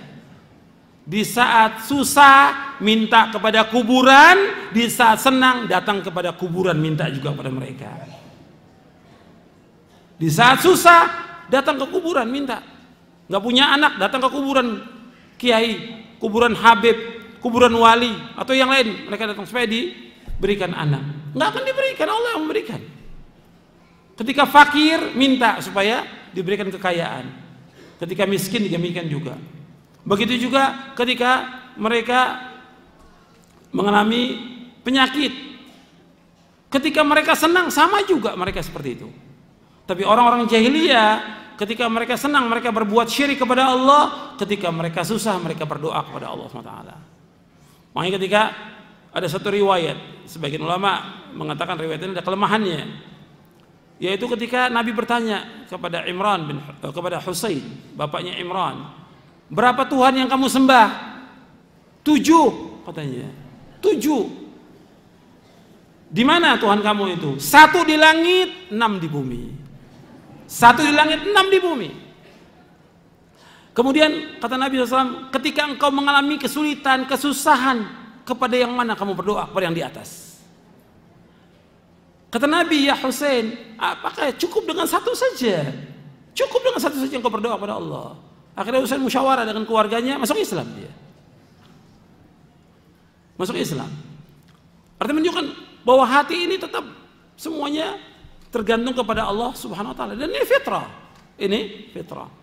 Maka kita kembali kepada tentang masalah hubungannya dengan tauhid ar-rububiyah. Allah menyebutkan juga dalam surah An-Naml, amman yujibul muttarra idza da'ahu wa yakshifu as-su'a wa yaj'alukum khulafa al-ard a ilahum Allah qalilan ma tadhakkarun. Siapakah yang menjawab doa ketika orang mengalami kesulitan, ketika dia berdoa dan menghilangkan kesusahan dan kejelekan dan menjadikan kalian yaitu khalifah di muka bumi? Apakah ada Tuhan bersama Allah? Apakah ada Tuhan yang lain bersama Allah? Sedikit sekali kalian ingat. Ini dalam surah An-Naml ayat 62. Ini kaitannya dengan rububiyah, diakui oleh orang-orang musyrikin. Begitu juga kaitannya dengan al-uluhiyah, karena kita wajib berdoa hanya kepada Allah, tidak boleh kepada yang lain. Orang-orang musyrikin ketika diajak mereka untuk beribadah hanya kepada Allah saja, tidak mau mereka. Tidak mau. Makanya keyakinan seseorang tentang rububiyahnya Allah tidak memasukkan mereka ke dalam Islam. Keyakinan mereka kepada rububiyah Allah tidak memasukkan mereka ke dalam Islam. Sampai mereka mengucapkan 2 kalimat syahadat dan mereka tujukan seluruh bentuk ibadah itu hanya kepada Allah. Qul inna salati wa nusuki wa mahyaya wa mamati lillahi rabbil alamin la syarika lahu wa bidzalika umirtu wa ana awwalul muslimin. Sesungguhnya salatku, ibadahku, hidupku dan matiku semata-mata karena Allah Rabbul Alamin. Tidak sekutu bagi Allah. Demikian aku diperintah dan aku yang pertama Islam. Juga ayat iyyaka na'budu wa iyyaka nasta'in, hanya kepada Engkau saja ya Allah kami beribadah dan hanya kepada Engkau saja ya Allah kami minta tolong. Hanya kepada Allah beribadah dan hanya kepada Allah minta tolong. Dan seluruh bentuk ibadah kita itu harus kita tujukan kepada Allah. Makanya ketika ada orang yang beribadah kepada selain Allah, berdoa kepada selain Allah, Allah itu murka. Sangat murka Allah. Karena yang berhak diibadahi itu hanya Allah SWT. Dan ini kaitan dengan ibadah kepada Allah. Nanti saya akan sebutkan lagi tentang tauhid ibadah ini. Yang sebagian kaum muslimin mereka berdoa kepada selain Allah.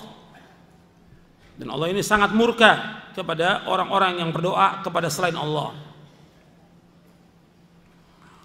Seperti Allah sebutkan dalam surah Al-Anbiya ayat 66-67. Allah berfirman, qala afata'buduna min dunillahi ma la yanfa'ukum syai'a wa la yadurrukum uffil lakum wa lima ta'buduna min dunillahi afala ta'qilun.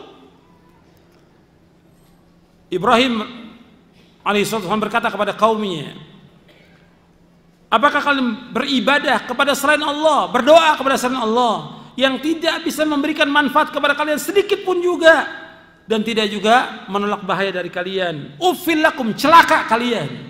Celaka kalian. Kenapa kalian beribadah dan berdoa kepada selain Allah? Afala ta'qilun? Apakah kalian tidak berpikir? Diajak berpikir oleh Nabi Ibrahim alaihissalam. Ini patung-patung nggak bisa mendengar, nggak bisa menjawab, nggak bisa melihat, nggak bisa memenuhi apapun juga. Kenapa kalian berdoa kepada mereka?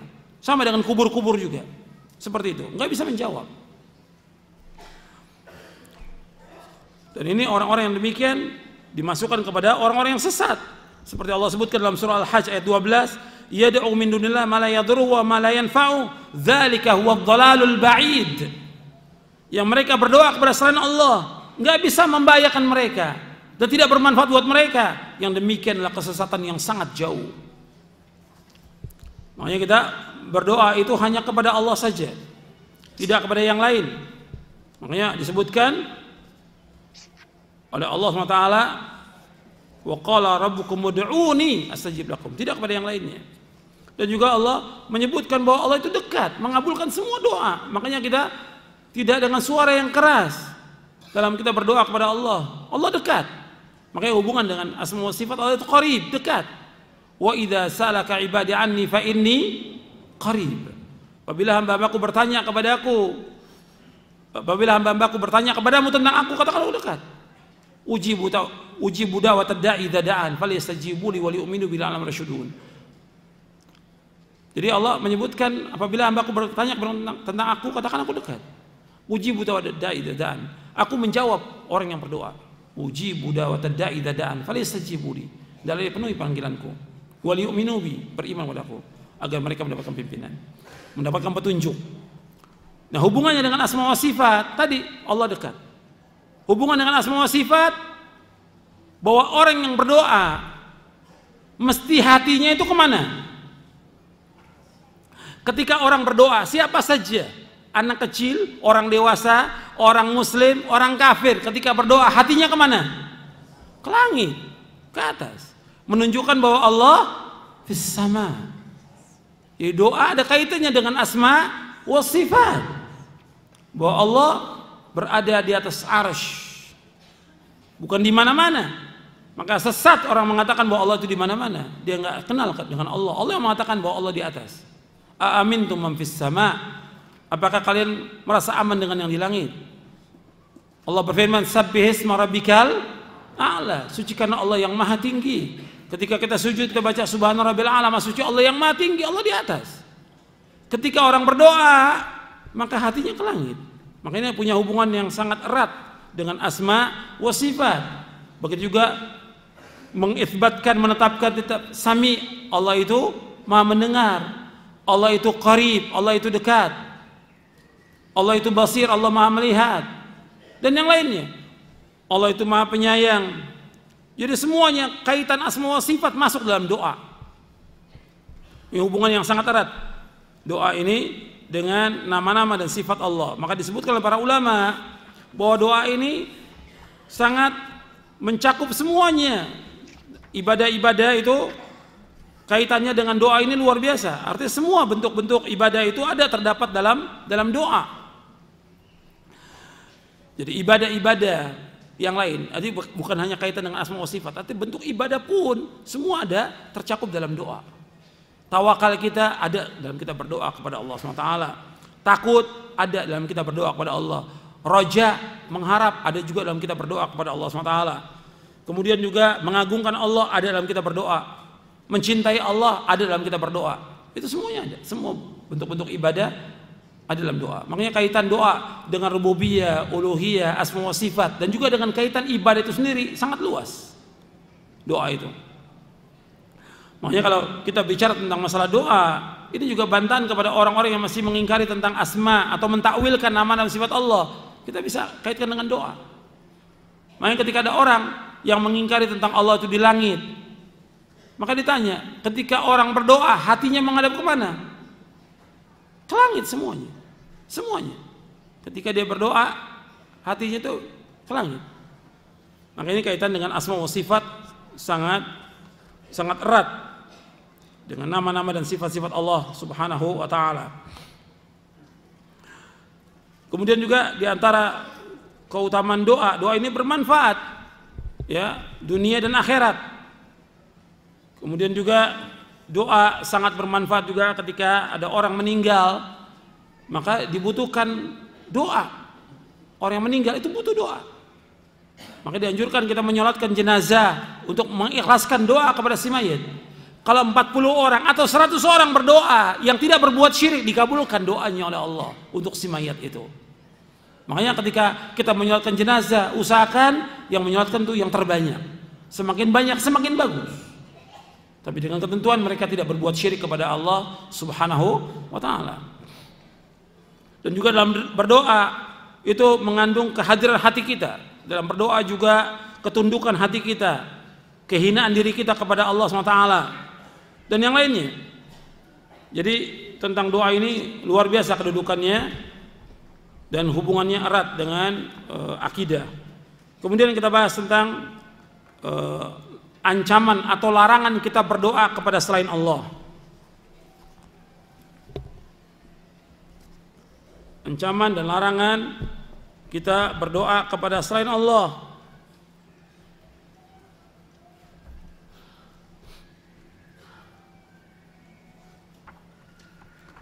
Ini ayat-ayat Al-Quran banyak sekali yang melarang kita untuk berdoa atau meminta kepada selain Allah. Saya akan sebutkan beberapa ayat bahwa Allah SWT melarang kita untuk berdoa kepada selain Allah. Untuk melihat yang pertama dalam surah Yunus ayat 106. Di dalam surah Yunus ayat 106 Allah berfirman, وَلَا تَدْعُوا مِن دُونِ اللَّهِ مَا لَا يَنْفَعُكَ وَلَا يَضُرُّكَ فَإِنْ فَعَلْتَ فَإِنَّكَ إِذًا مِنَ الظَّالِمِينَ. Jangan kalian berdoa kepada selain Allah yang tidak bisa memberikan manfaat kepadamu dan tidak bisa membahayakanmu. Kalau engkau lakukan juga, maka engkau termasuk orang-orang yang zalim. Ayat ini sebagai tahdzir tentang larangan kita berdoa kepada selain Allah.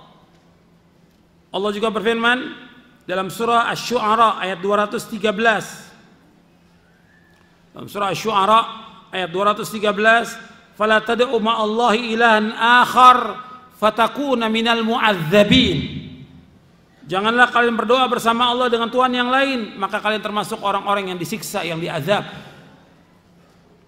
Allah juga berfirman dalam surah Al-Qasas ayat 88, "Wala tad'u ma'allahi ilahan akhar la ilaha illahu kullu syai'in halikun illa wajhah lahul hukmu wa ilaihi turja'un."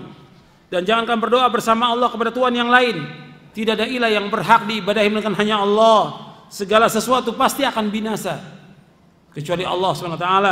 Dan bagi Allah semua hukum dan kepadanya akan dikembalikan. Dan juga ayat yang saya sebutkan dalam surah Jin ayat 18, "Wa annal masajida lillahi fala tad'u ma'allahi ahada." Allah juga berfirman di dalam surah Ghafir ayat 65, "Huwal hayyu la ilaha illahu fad'uhu mukhlishina lahuddin alhamdulillahi rabbil alamin." Allah yang maha hidup, tidak ada ilah yang berhak diibadahi hanya Allah. Berdoalah hanya kepada Allah dengan ikhlas karena agamanya. Segala puji bagi Allah Rabbul Alamin. Kemudian orang-orang yang berdoa kepada selain Allah, mereka ini nggak bisa menjawab. Orang yang berdoa meminta kepada selain Allah, ya, kepada batu, kepada pohon, kepada jin, kepada kubur-kubur. Apakah kubur itu kubur wali, kubur habib, kubur kiai, kubur ustadz, kubur siapa saja, mereka nggak bisa menjawab. Nggak bisa mereka memenuhi panggilan. Mereka juga nggak bisa memenuhi doa orang yang berdoa kepadanya. Allah sebutkan di dalam surah Fatir. Di dalam surah Fatir ayat 13 ayat 14. Allah berfirman, "Walladzina tad'una min dunihi ma yamlikuna min qitmir in tad'uhum la yasma'u du'aakum walau sami'u mastajabu lakum wa yaumal qiyamati yakfuruna bisyirkikum wa la yunabbi'uka mithlu khabir." Sesungguhnya orang-orang yang kalian berdoa kepada selain Allah, artinya orang-orang yang kalian berdoa kepada selain Allah itu, atau benda-benda yang kalian berdoa kepada selain Allah, mayamlikuna min qitmir, mereka nggak punya setipis kulit ari, mereka nggak punya. Yang memiliki langit dan bumi Allah semuanya. Mereka yang kecil aja kurma atau biji kurma atau kulit ari yang ada di kurma itu mereka nggak punya, dan mereka pun nggak mampu untuk menumbuhkan pohon kurma itu. Mereka nggak, yang kalian berdoa kepadanya nggak punya apa-apa mereka. In tad'uhum la yasma'u du'aakum, apabila kalian berdoa kepada mereka, mereka nggak akan mendengar doa kalian. Walau sami'u, seandainya mereka mendengar, mastajabu lakum, mereka nggak akan bisa menjawab doa kalian. Wa yaumal qiyamati yakfuruna bisyirkikum, dan pada hari kiamat mereka akan mengingkari kesyirikan kalian. Wala yunabbi'uka mithlu khabir, enggak ada yang bisa memberikan penjelasan kecuali Allah yang Maha mengetahui. Artinya orang-orang yang datang ke kubur-kubur kan masih banyak. Di Indonesia ini masih banyak. Orang datang ke kubur wali, ke kubur habib, ke kubur kiai berbondong-bondong, jutaan. Ya. Mereka datang ke sana untuk minta sesuatu. Ini perbuatan syirkun akbar. Syirik yang paling besar. Mereka berdoa, mereka meminta, mereka istighatsah, minta disatu kepada selain Allah, dan Allah sangat murka. Allah tidak akan redho selama-lamanya apabila Allah disekutukan dengan sesuatu dari makhluknya. Enggak redho Allah. Makanya Allah mengatakan orang yang berdoa kepada selain Allah itu adalah orang yang paling sesat di muka bumi ini. Antum lihat surah Al-Ahqaf ayat 5 dan 6. Surah Al-Ahqaf ayat 5 dan 6. Allah berfirman, "Wa man adallu mimman yad'u min dunihi wa man adallu mimman yad'u min dunillahi ma la yastajibu lahu ila yaumil qiyamah wa hum an du'aihim ghafilun wa idza husyira an-nasu kanu lahum a'daan wa kanu bi ibadatihim kafirin." Dan tidak ada orang yang paling sesat melainkan orang yang berdoa kepada selain Allah yang tidak bisa mengabulkan doa mereka sampai hari kiamat. Jadi orang yang sesat, orang yang berdoa kepada selain Allah, ya doa kepada kuburan atau yang lainnya, nggak bisa menjawab sampai hari kiamat. Dan mereka lalai dari doanya orang-orang yang berdoa kepada mereka. Dan apabila dikumpulkan manusia pada hari kiamat, mereka akan menjadi musuh dan mereka mengingkari ibadahnya orang-orang yang menyembah mereka. Sebab ada juga orang-orang yang betul-betul saleh disembah ada. Di antara sahabat atau nabi atau juga orang-orang yang soleh dari para imam mujtahidin yang disembah ada, yang datangi kuburannya orang berbondong-bondong ke sana minta. Ini perbuatan syirkun akbar, dan nanti mereka akan jadi musuh, memusuhi orang-orang yang berdoa kepadanya karena mereka tidak mau untuk disembah. Kemudian ikhwan fillah, azakumullah, mereka juga nggak bisa menghilangkan bahaya sama sekali. Allah sebutkan dalam surah Az-Zumar ayat 38. Surah Az-Zumar ayat 38 Allah berfirman, "Qul afara'aitum ma tad'una min dunillahi in aradani Allah bidurrin hal hunna kashifatu durri aw aradani birahmatin hal hunna mumsikatu rahmati qul hasbiyallah alaihi yatawakkalul mutawakkilun." Katakanlah, kabarkanlah kepadaku apa yang kalian seru, yang kalian berdoa kepada selain Allah. Jika Allah mengendaki kepadaku kejelekan, bahaya, hal hunna kashifatu durri, apakah mereka tuan-tuan yang kalian sembah, yang kalian berdoa kepadanya bisa menghilangkan bahaya dariku? Sekarang ada orang berdoa minta kepada penghuni kubur, apakah ketika kita kena bahaya mereka bisa menghilangkan? Tidak mungkin. Kita kena penyakit mereka bisa menghilangkan? Tidak mungkin. Aw aradani birahmatin, atau Allah mengendaki kepadaku rahmat atau kebaikan, hal hunna mumsikatu rahmati, apakah mereka bisa mencegah rahmat Allah? Qul hasbi Allah, katakanlah cukuplah Allah, alaihi yatawakkalul mutawakkilun, yang kepadanya semua orang bertawakal. Kemudian ikhwan fillah, azakumullah, ini ayat-ayat jelas sekali bahwa orang-orang yang mereka berdoa kepadanya itu nggak bisa sama sekali mengabulkan doa mereka, sama sekali nggak bisa menolak bahaya, nggak bisa juga memberikan manfaat sama sekali, nggak bisa menolak bahaya, nggak bisa juga menghilangkan bahaya, nggak bisa juga mendatangkan manfaat sama sekali. Bahkan Nabi juga sama seperti itu. Nabi sendiri tidak bisa menolak bahaya. Rasulullah nggak bisa juga mendatangkan manfaat. Rasulullah nggak bisa menolak bahaya, nggak bisa mendatangkan manfaat. Artinya nggak bisa Rasulullah SAW memberikan hidayah. Yang memberikan hidayah siapa? Allah. Rasulullah bisa nggak menunjuki pamannya Abu Thalib? Bisa tidak? Tidak. Nabi sudah mendakwakan dengan yang terbaik Nabi dakwakan, tapi Allah tetapkan pamannya mati dalam keadaan kafir. Nabi juga nggak bisa menolak bahaya. Ketika perang Uhud, Nabi luka di kepalanya, giginya pun luka. Nabi nggak bisa menolak bahaya. Bagaimana buat orang lain? Rasulullah ya itu terkena bahaya ketika terjadi perang Uhud. Nabi juga sakit, Nabi juga terkena sihir dan yang lainnya. Nabi nggak bisa menolak bahaya. Sekarang kalau Nabi seperti itu, Sallallahu Alaihi Wasallam, apalagi yang lain selain Rasulullah Sallallahu Alaihi Wasallam. Ini ketika Nabi masih hidup, apalagi sesudah meninggal dunia. Makanya disuruh oleh Allah berpikir, disuruh juga oleh Nabi Ibrahim alaihissalam agar kaumnya berpikir, karena mereka nggak bisa memberikan manfaat. Kemudian ikhwan fillah, jazakumullah, ini kesyirikan ini, doa yang orang berdoa kepada selain Allah, ini fenomena yang kita lihat dan dianggap biasa di masyarakat, dianggap biasa, dan sedikit orang-orang yang mengingatkan. Para ulama juga sedikit yang mengingatkan.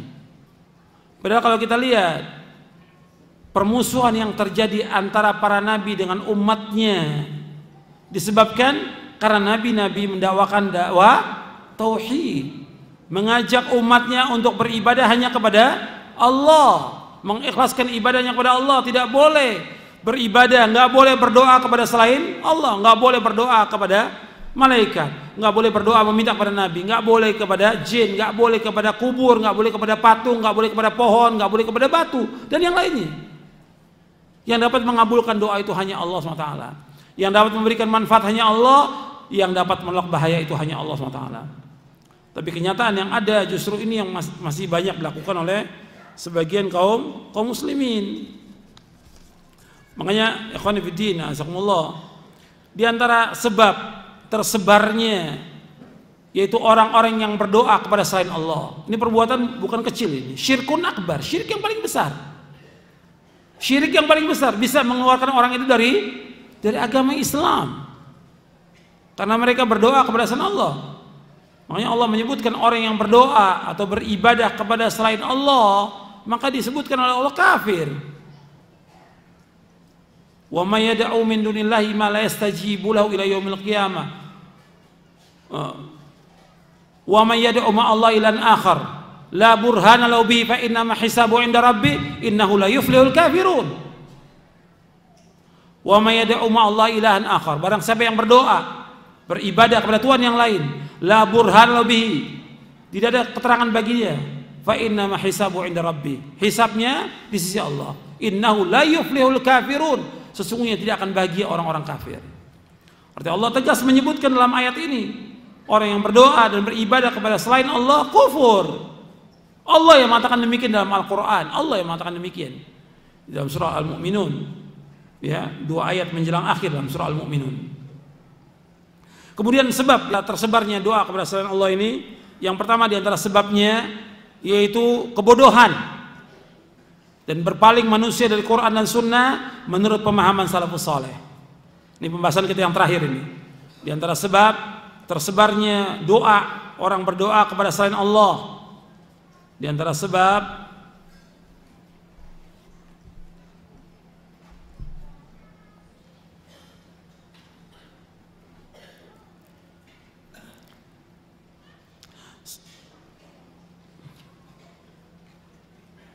yang pertama itu kejahilan, kebodohan terhadap Al-Quran, Sunnah dan pemahaman salafus saleh. Yang kedua karena syubhat yang ada. Mereka mempunyai syubhat, mereka bawakan dalil ayat yang mereka nggak lihat lagi tafsirnya, tentang bolehnya tawasul, atau mereka katakan syafaat, atau mereka para wali itu punya kedudukan yang tinggi di sisi Allah. Ini syubhat semuanya, dan itu bisa dijelaskan satu persatu. Tapi nggak mungkin saya jelaskan di sini satu persatu, panjang penjelasannya. Nggak bisa tawasul dengan orang yang sudah mati, nggak bisa. Dan nggak ada contoh dari Rasulullah SAW dan dari sahabat.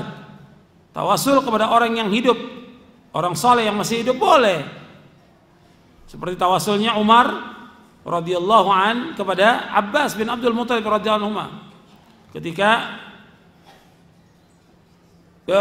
Ketika Umar terjadi pacaklik di zaman Umar, Umar minta kepada Abbas radhiyallahu anhu Jadi Umar datang kepada Abbas, dulu kami minta kepada Rasulullah agar Allah menurunkan hujan, maka Allah kabulkan. Sekarang Nabi sudah meninggal, saya datang kepada kamu, engkau berdoa kepada Allah. Maka Abbas radhiyallahu an berdoa kepada Allah dan dikabulkan. Jadi syubhat yang ada ini masih banyak yang mereka berpegang dengan syubhat itu, seperti tawasul, syafaat, mereka orang yang soleh, mereka dekat dengan Allah dan yang lainnya. Tapi mereka sudah meninggal. Kalau kita lihat bahwa mereka adalah orang yang soleh, yang paling soleh di muka bumi Rasulullah, yang paling takwa Rasulullah. Tapi ada nggak sahabat yang minta dan berdoa kepada Rasulullah atau tawasul dengan Rasulullah? Nggak ada, tidak ada. Kemudian yang ketiga, adanya ulama-ulama su'. Ini sebab tersebarnya doa kepada selain Allah, adanya ulama-ulama su'.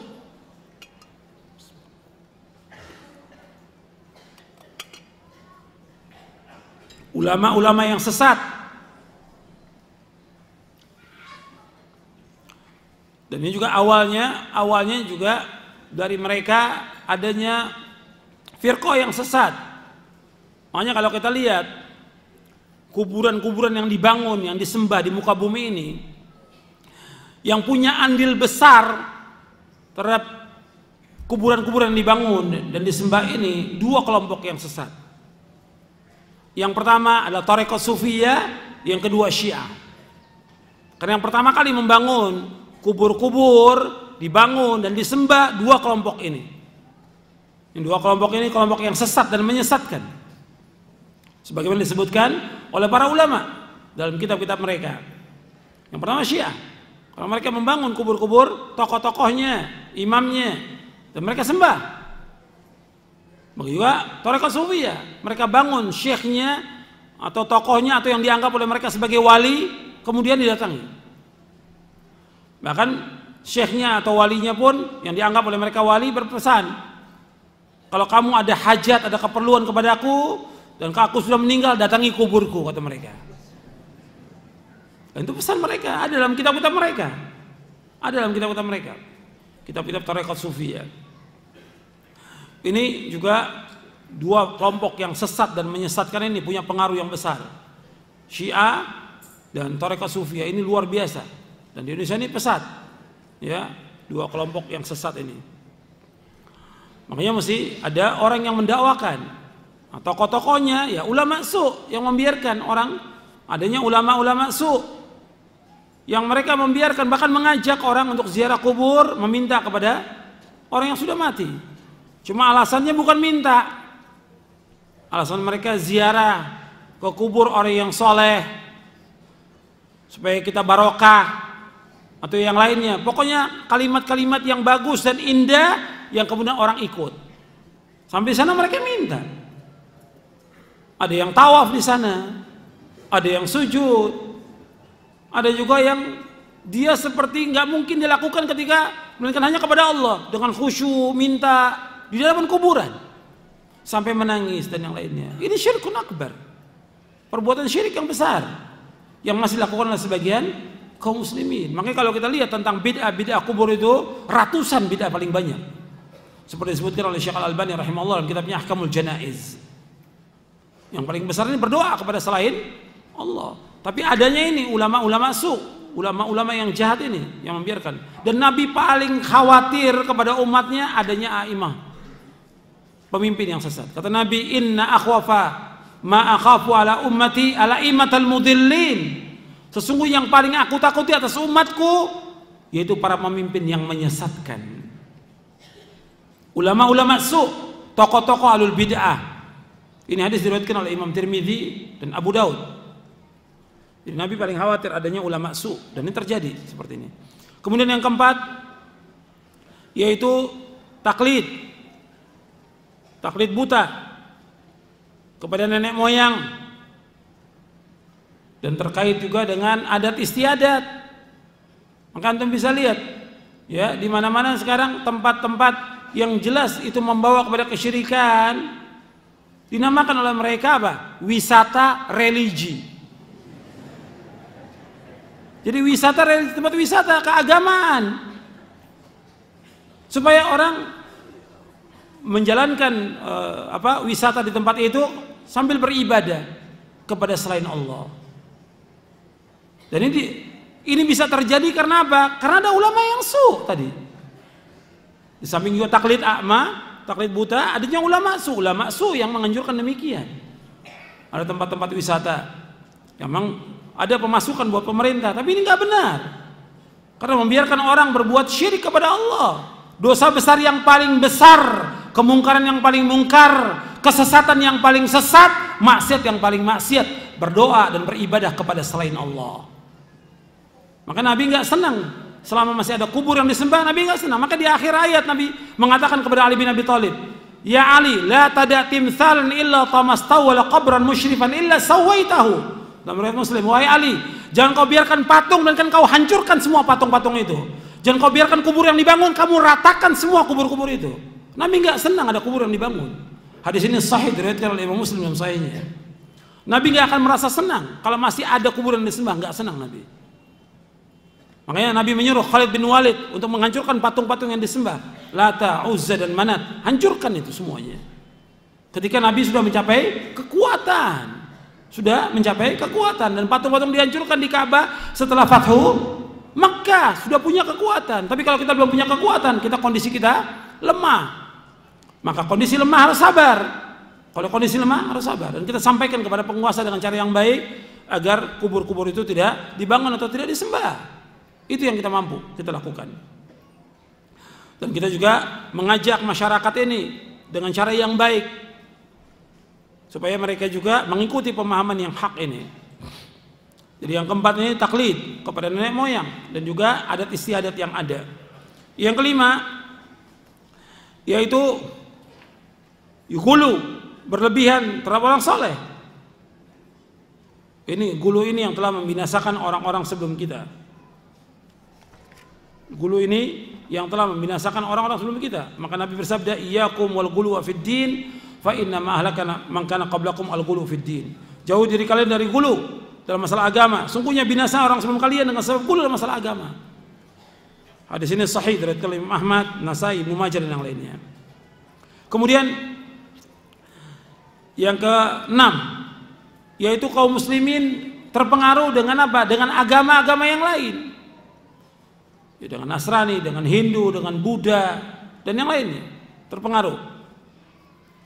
Ya, awalnya dibangun, awalnya kuburan itu dibangun, awalnya asalnya dari Bani Israel, orang Yahudi dan Nasrani. Maka Nabi bersabda, la'natullahi lil yahudi wan nasara ittakhadhu qubur anbiya'ihim masajid. Mudah-mudahan Allah laknat orang Yahudi dan Nasrani karena mereka menjadikan kubur nabi mereka sebagai tempat ibadah. Mereka bangun kuburan itu, kemudian mereka beribadah. Makanya ini pengaruh dari agama yang lain. Yang ketujuh yaitu adanya tujuan duniawi, tersebarnya berdoa kepada selain Allah ya karena tujuan duniawi. Orang mencari uang di situ. Proyek dari orang pemerintahnya juga ya kan proyek, dari ustadznya, kiai juga proyek dia. Ziarah-ziarah juga proyek. Ini nggak boleh dalam Islam. Dunia itu gak ada arti apa. Ini mesti diingatkan juga kepada ustadz atau kiai. Uang yang antum ambil jutaan atau ratusan juta, hatta miliaran, nggak ada arti apa-apa di sisi Allah SWT. Perbuatan syirik ini akan diazab di dunia dan di akhirat oleh Allah SWT sepanjang masa. Dunia yang nggak ada apa, dunia ini lebih hina daripada bangkai kambing, lebih hina. Makanya perlu diingatkan, mereka paling dapat untung nggak seberapa dari cara-cara dan acara yang syirik dan bidah. Nggak seberapa mereka dapat uang itu. Tapi dosa mereka telah menyesatkan kaum muslimin, terus akan diazab oleh Allah SWT. Mereka menyesatkan kaum muslimin dan membuat orang ini kafir, syirik kepada Allah dengan perbuatan mereka. Mereka biarkan, nggak dijelaskan. Makanya kalau kita lihat, ikhwan fillah, jazakumullah, orang yang paling sayang kepada umat ini Rasulullah. Maka Rasulullah terus menjelaskan kepada umatnya tentang tauhid dan syirik. Itu sayang kepada umatnya. Makanya kalau kita dibilang keras, kita nggak keras, justru kita jelaskan kepada umat yang tauhid, yang syirik, supaya umat ini berhenti dari perbuatan syirik. Karena syirik dosa yang tidak terampuni, Allah nggak akan ampuni dosa berbuat syirik. Syirik ini akan menghapuskan seluruh amalnya dia sholat, puasa, zakat, haji, sedekah, dihapuskan oleh Allah semuanya kalau dia berbuat syirik kepada Allah. Jangankan kita, hatta Nabi Muhammad SAW kalau dia berbuat syirik, dihapuskan seluruh amalnya. La in asyrakta la yahbatanna amaluka wa la takunanna minal khasirin. Seandainya engkau Muhammad berbuat syirik, akan dihapuskan semua amal kamu dan kau termasuk orang yang rugi. Dalam surah Az-Zumar, surah 39 ayat 65, dihapuskan.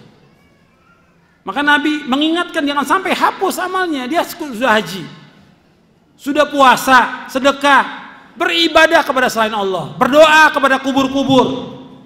Syirkun akbar, menghapuskan seluruh amalnya. Makanya kalau kita sayang kepada umat, jelaskan kepada mereka, jangan sampai mereka berdoa dan meminta kepada selain Allah. Kemudian juga ikhwan fillah, bahwa dengan mereka berdoa kepada selain Allah, ini mempunyai kerusakan yang luar biasa. Kerusakannya yang merusak akidah mereka, merusak ibadah mereka.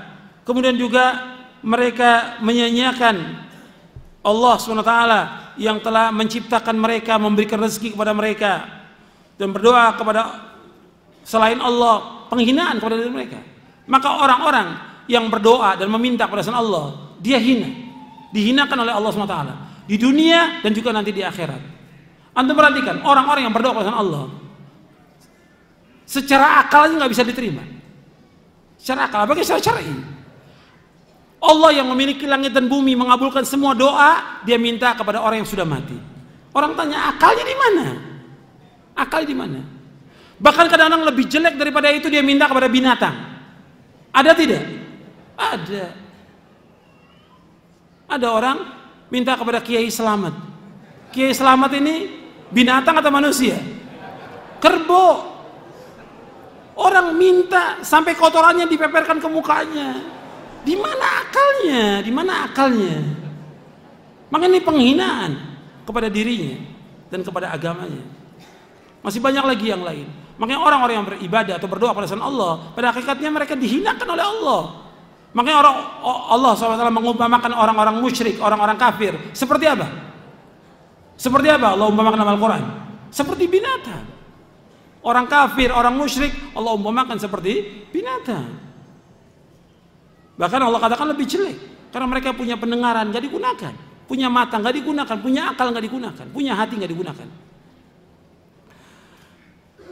Kemudian juga kalau dilihat dia berdoa meminta kepada Allah, kalau dia mau berpikir bagaimana dia mengadu kepada sesuatu yang nggak mendengar, nggak bisa berdoa. Kalau Allah Sami, Allah Basir, Allah Qarib, Allah Hayy, Allah Ghani, kira kepada kuburan, apa? Sifat apa yang ada pada dia? Nggak punya apa-apa. Jadi dia menghinakan diri kepada sesuatu yang nggak bisa memberikan apa-apa. Maka kita adukan semua hajat kita kepada Allah yang maha kaya, yang maha hidup, yang maha memberi dan segala macam. Allah akan kabulkan semua doa. Ya, saya pikir cukup sampai di sini.